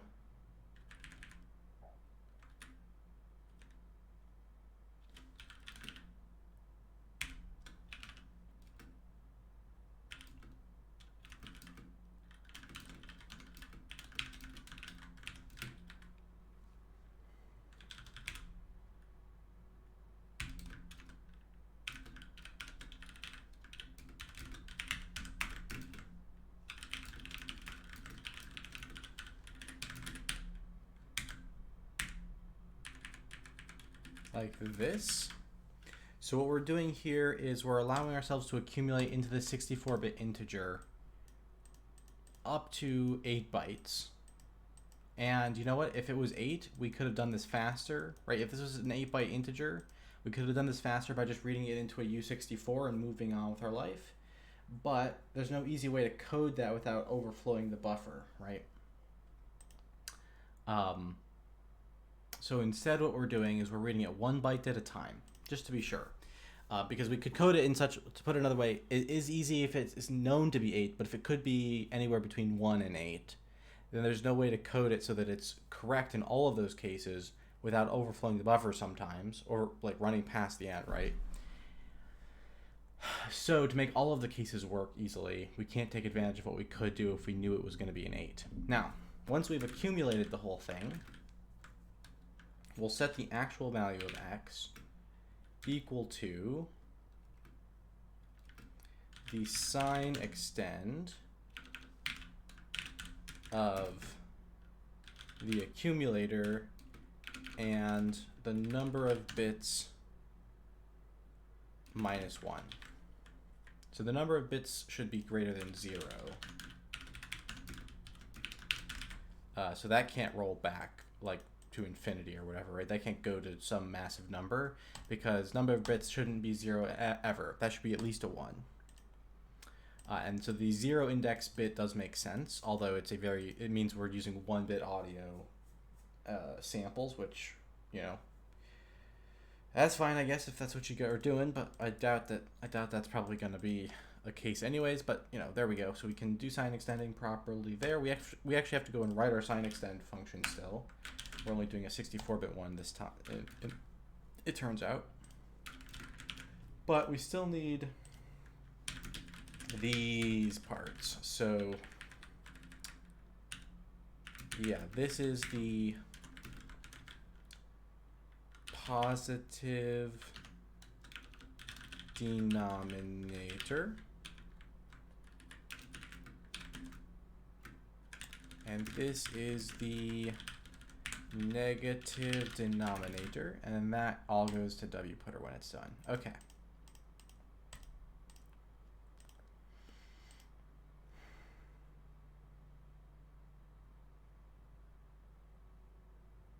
All right, so to calculate the denominators, it goes like this. The positive denominator is 1 shifted up. Let's see. If I am dealing with 16 bits, then I put a guy there on 15. So this is num bits minus 1. So what we're going to actually do here is going to go high bit index equals num bits minus 1. We're using this quite a bit. We're using it here. We're using it here, high bit index. So that's the positive denominator is you take that, you subtract 1, and then you make an F32 out of that. Make this an LLU because we might be dealing with 64 bits here.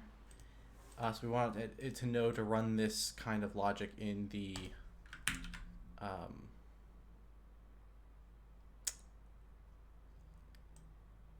in the 64-bit space. While we're doing this, we could actually think about making these reciprocals instead of just themselves, so that these become multiplies, which are a little cheaper.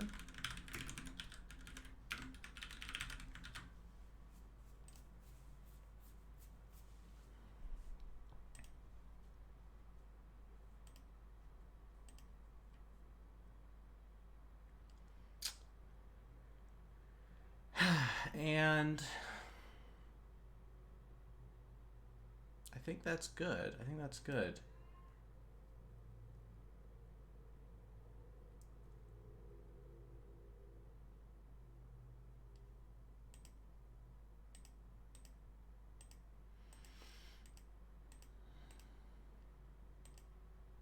So let's write that sine extension function. And then we are on the point where we could test this out, see if it's working. How long has this stream been going on? Almost 2 hours? Yeah, I think that might be this might be the last step of the stream today, just because like I said, I was just kind of coming to hang out. I had a little bit of energy to stream, but it is getting close to the end of the day. Good time to end for me, so yeah, probably gonna wind down here. How do we do sine extension? So I said it would take in a signed integer here. I don't actually know if that's what I want. I could also prefer an unsigned integer there. But what it needs to do is figure out whether it's using ones or zeros and then put them there. So the easy way to achieve this is there is a way to do this using x as a signed integer. So here's what we do. Say I have 10 bits to use, and I've stuck them into a 64-bit integer. But I have the top bits are garbage, so I want to get them to unify. They should either all be ones or all be zeros. Since my 10 bits are good data, the high bit of those 10 bits, I kind of laid this out weird. Right, so we got our bits. Laying these things out is always confusing. We got our bits. Here's the high bit of the real data, then the garbage over here, and we want to say, looking at this one, this high bit, if it's a 1, make all of these 1, and if it's a 0, make all of these 0. Now, a way we can do that is to take these 10 bits, shift them up into the register, and then shift them back down. And the reason this will work is that when it shifts back down, it does sine extension for us, right? It'll do an arithmetic downshift. And so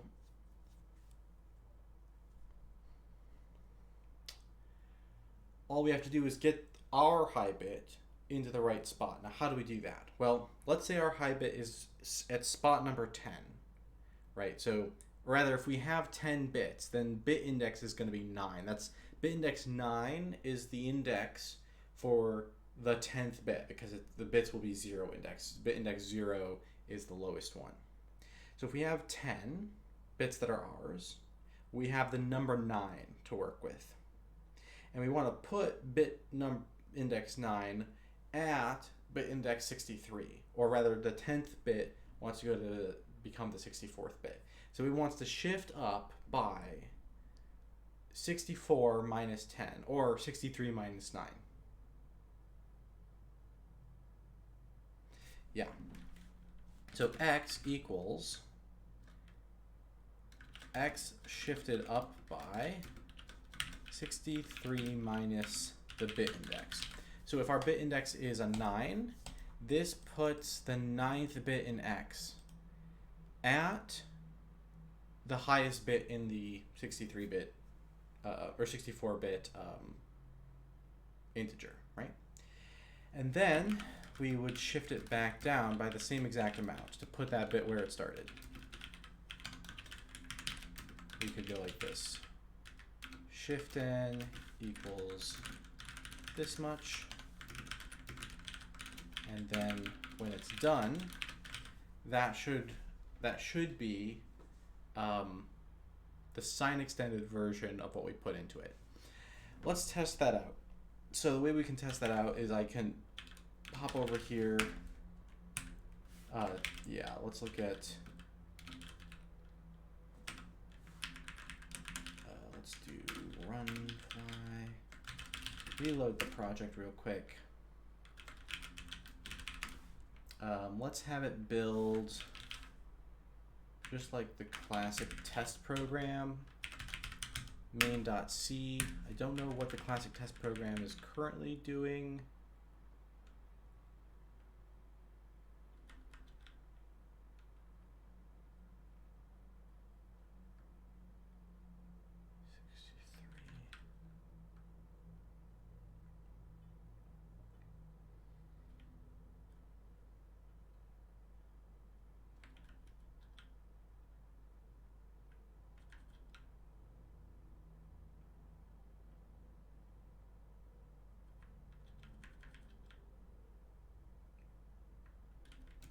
Yeah, I don't know what it's doing.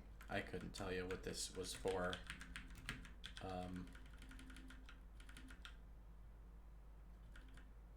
Maybe I was working on the clipboard and wanted to test that. Kind of looks like I was doing some clipboard profiling or something. Don't know. We can, oh, leak test. Maybe I was testing. Oh, yeah. I was testing if my clipboard implementation would make an operating system handle that would leak. That's probably what it was. We're going to wipe out all of that. And we're just going to say, hey,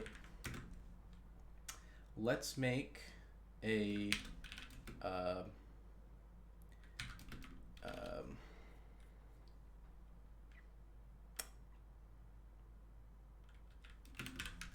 number here. We will make it, like I was saying, let's say 10 bits. So 10 bits, here's 4 bits, right? Here's 8 bits. Here's 9 bits, here's 10 bits, right? Let's not make it all ones, just to be interesting. A number I could recognize, so that bit there is the high bit that is negative. Let's make it negative 10, right? So negative 10 would be if I, well, yeah, that wasn't negative 10 that I just did. Negative 10 would be if I started like this, and then this is negative 1, 2, 3, 4, 5, 6, 7, 8, 9, 10, okay? So that should be negative 10 after I have done the sign extension on bit number 9, right? So bit index 9, so because it's a 10-bit integer, and then let's print out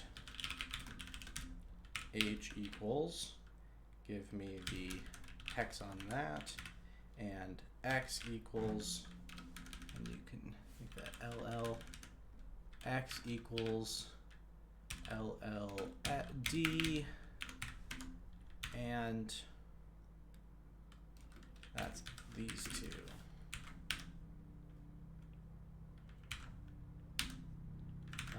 Run fly, are you running, can you run the test for me? Cool, okay, so sign extend is probably correct.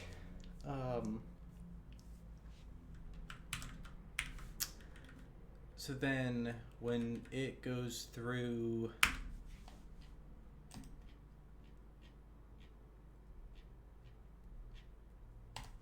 oh man,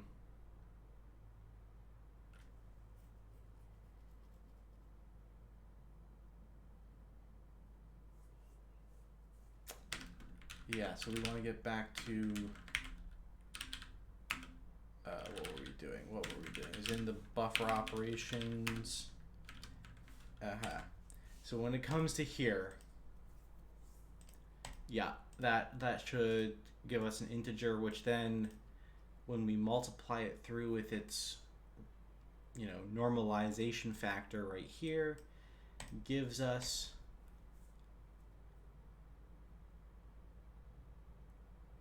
the right thing for putting into this buffer to send out.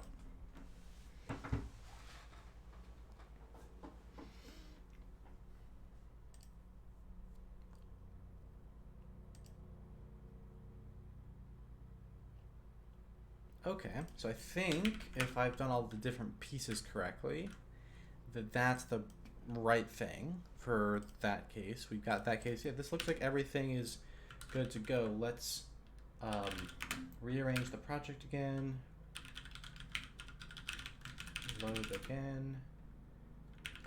Build fly. We don't need to be building that anymore.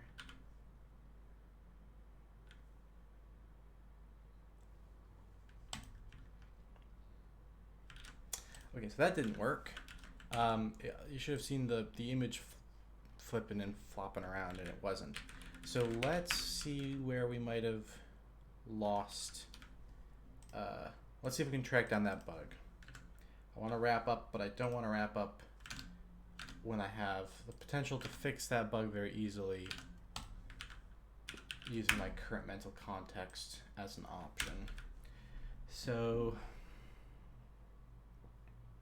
let's start by looking at this channel.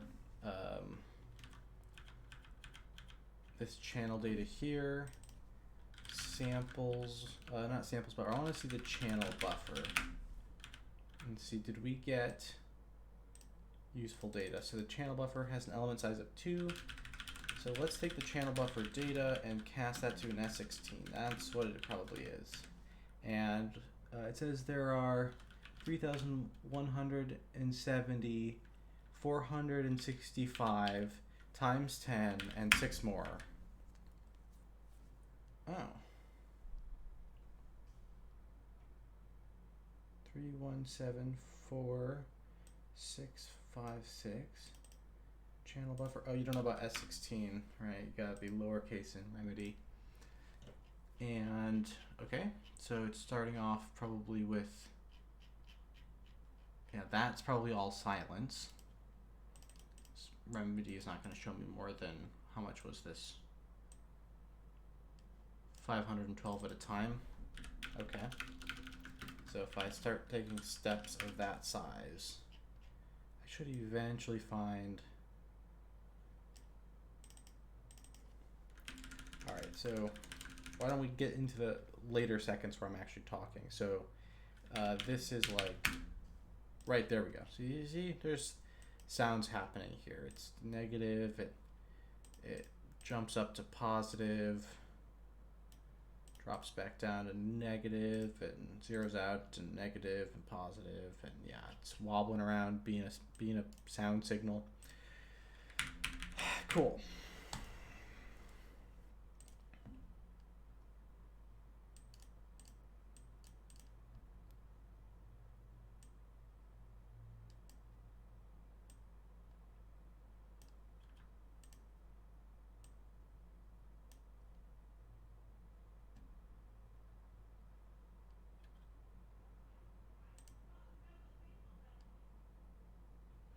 So let's see what the samples buffer looks like after that. It has to be a set of data that looks like F32, 512 times. Whoops, I didn't need to do that. Can you? No, you can't take it back. Okay.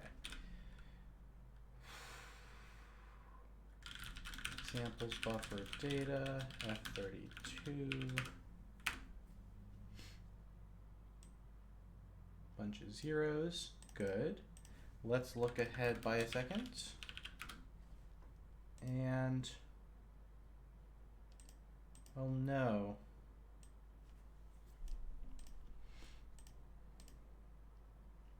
Still just a bunch of zeros. So that's not so good. All right, so I'm thinking that's probably where the issue happened. Look more closely. High bit index is 15 because the number of bits is 16. So the positive recap and negative recap look like this. Just to double check, if I were to compute this thing, what would you give me? If I asked for that in hex, 7FFF, good, so I did that part correctly. If I were to do that, that's the same as that, right? Yep, okay, so those are all working as expected.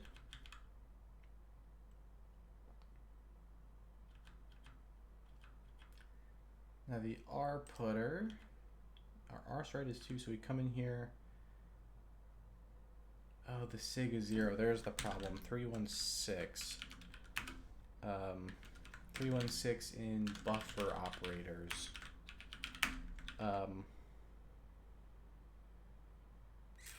Yeah, the significance has to start off at 8 because we don't use significance on this first one.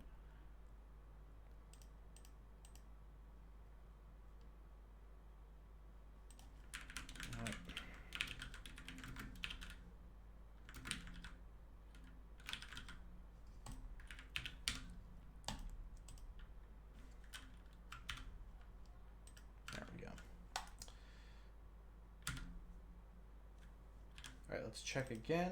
Did the samples buffer data come out looking like it was in good shape?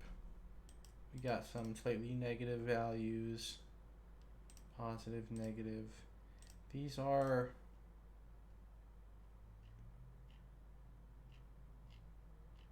roughly in the right range,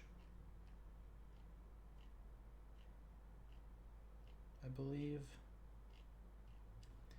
Let's see if it visually looks like the program is doing the right thing again.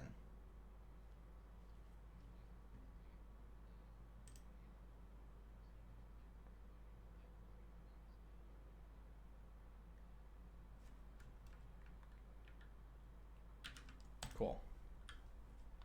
So that looked like it was working. I would like to just go in there and manually inspect one thing, which is, do these come out looking kind of like the right thing? We know that the source data is a bunch of S16s. So we can double check that. We can also double check what would happen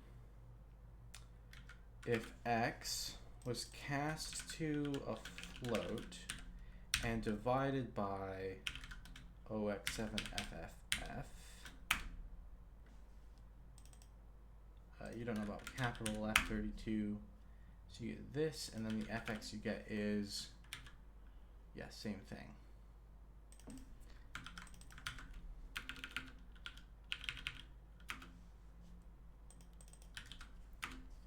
And put my breakpoint there and look at a few of these.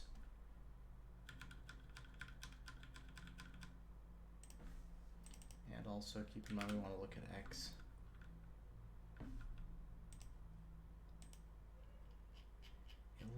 It looks like it's working to me. I wish I could find a spot where we have a much bigger wputter minus F32 dest data. So if it can do this for me, it'll be able to use that as an index and look at the correct value for the S16 as I go. Let's see if we can just find a spot where it's showing something with a stronger signal, because you know the numbers are all coming out like at the level of like a 100th, but that actually makes sense. What I want to see is like if the sample S16, or if the raw 16-bit signed integer gets up towards the top of its range, like if it can become 10,000 or so, then I'll actually be able to verify it's like the correct scaling, passing all the way through. Just because I want to make sure we didn't like accidentally calculate this in such a way that it's roughly the same proportions as what it's supposed to be, but it's not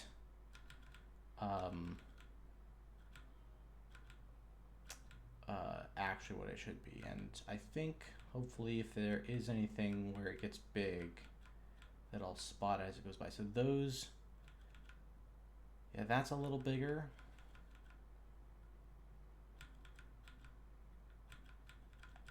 But I want something, I want a chunk where it like starts really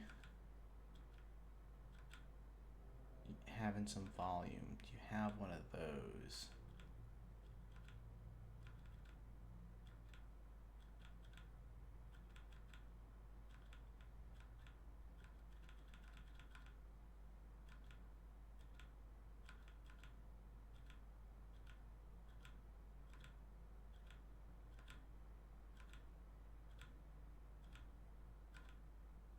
There's another way I could test this, which is to take a WAV file, put it through this conversion, and play it out. Like play the float, take the float values directly and put them into a WAV file, and then double click it and play it. And if it sounds quiet, then I would know that it had gotten quieter. which might be what I need to do because I'm not seeing any way to find like a run of longer, or a long run of bigger numbers here.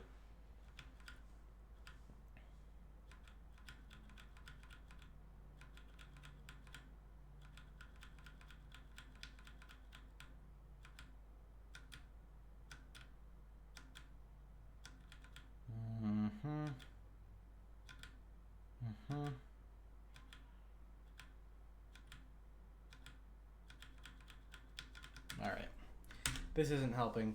Let's try the other idea. So the way that'll work, we'll just, we'll run the test program again. Main, set up the project to run that way. All right, main, you are going to use the same flow here that they're using. Let me go over to play temp wave where I've got a path spelled out to a wave file.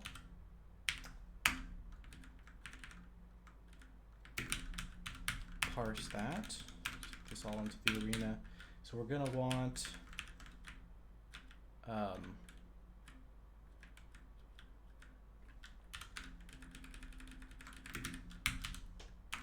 all of these things coming to hang out.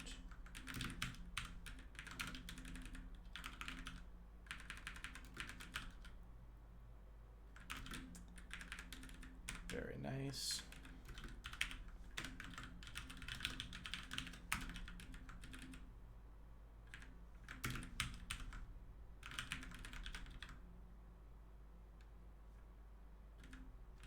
Here we'll just grab a single channel. We'll forget the fact that it was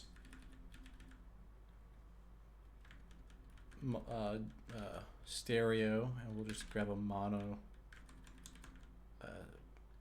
We'll just treat one of the first. We'll treat the left channel as mono. The way that'll work is we'll go get the signal from channel 0. Don't care about resampling. Now that we've got our signal, we still don't have an easy wave renderer API ready to go, but we have an okay wave renderer ready to go. Tell it that it's a float 32, single channel. The signal knows its samples per second, so we'll do that.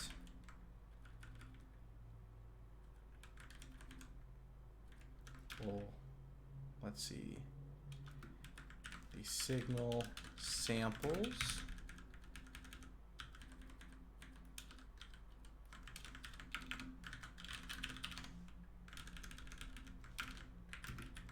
Right, that can go into the wave file like that.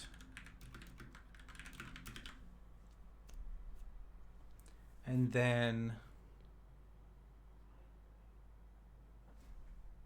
we just need to save that file.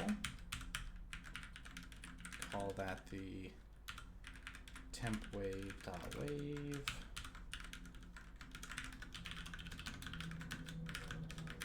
So that should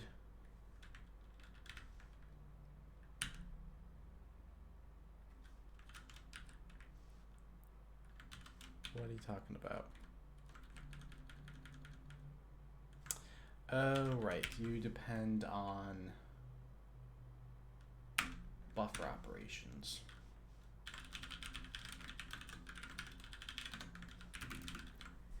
Don't love that, but that's how I set it up. So let's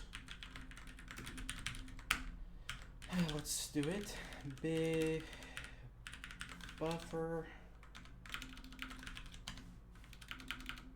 operators, small functions, big functions. Gotta fix that. Okay. Arena. This is now called a sound value kind. Okay. So if we run that, that shouldn't appear to do anything, but Now here in the build folder, temp wave.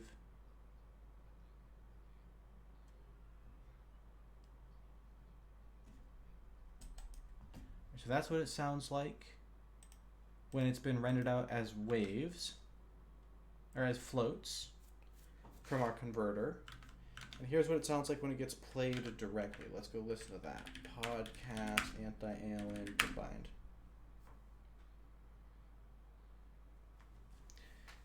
Yeah, that sounds the same. So I think that that's all working.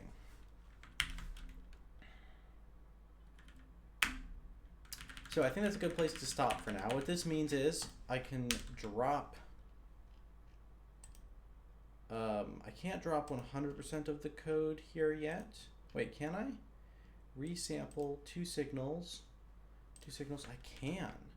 All of this goes away and all that remains is this. That is a nice step towards a better system for sure.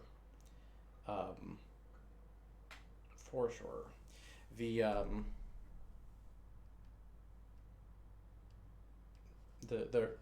leverage there, they you know, look like we have less than half the amount of code to get this chunk done, which is nice.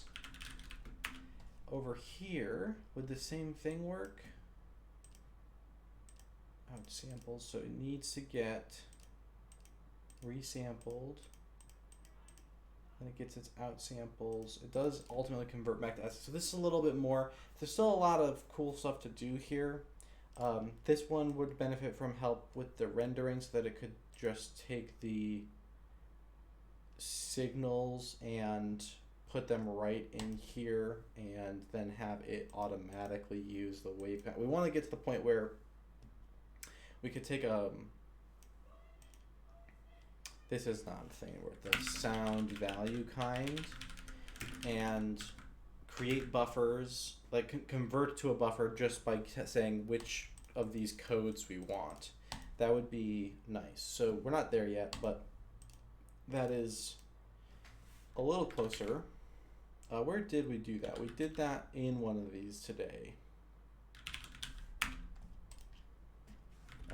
This is working. We can delete this.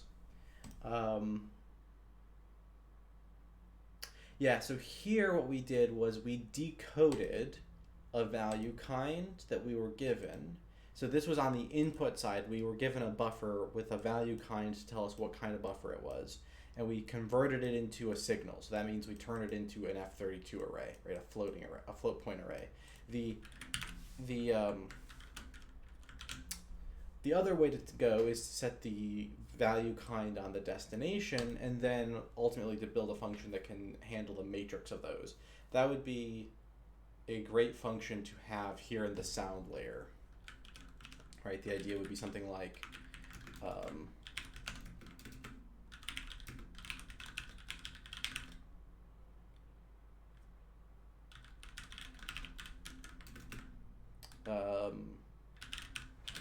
we would have a destination buffer and a value kind,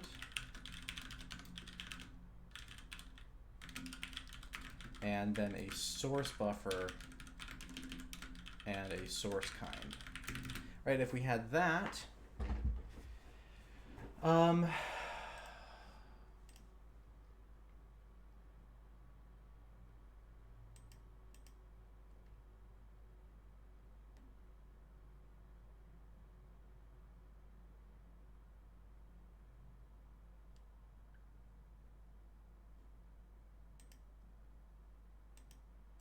we could also go lower level and just be like, this is the underlying layer, right? If we had one of these and called it raw, and then we built a few more layers on that for connecting to the buffer system or the sound system or whatever. One thing I'm getting a little concerned about with all of this is while it's cool, it's a little bit annoying how things like the wave header, it's like or not that one, the Signal, is it Signal? The DSP header. Yeah, the DSP header directly relies on buffer stuff, and maybe that's good, maybe that's not, I'm not sure. Having a bunch of interrelated dependencies would be more annoying, but it might also be better to allow that so that I can, at least while I'm developing the ideas and seeing how they want to interrelate, maybe I don't want to try to make these dependency-free layers. Even though I'm moving in a direction to be able to ship some of them as independent libraries, it doesn't mean every single one of them needs to be thought of that way. I think this is a good example of that. So, with that, I think that's good for today. Thanks for coming to hang out. This was just a little chilling out, hanging out, doing a little bit of kind of organizing and arranging of things. So nothing big happened, but it was nice. I like doing this kind of work sometimes. I have my stream schedule is Mondays and Fridays, although I sometimes shift them around by a day. And I am expecting sooner or later to get that stream with Abner. I don't know when that will be, since we were planning to do that today and that got postponed. So I don't know exactly when yet, but very soon, hopefully that is coming. In the meantime, you can check out my usual streams on those Mondays and Fridays. On Mondays, we'll work on my story engine project, and on these end of the week streams, I do something fun. Usually it's a SAT solver, but I did that yesterday. So today we were doing some of this code refactoring on the digital signal processing and sound systems and stuff. You can go over here to mrforth.com if you're interested in any of these projects I'm working on. You can see stuff that's already out and open. If you want to hear about what's coming up, there's the newsletter that gets a new update every 1 or 2 months about stuff that I'm building. And there's other stuff here. You can find projects I did here, write-ups I've written. Check out the podcast that I do. I've got a new episode of that coming out in the next couple of weeks. And yeah, a lot of cool stuff. Thanks for being around, and I will see y'all around the internet. Bye-bye.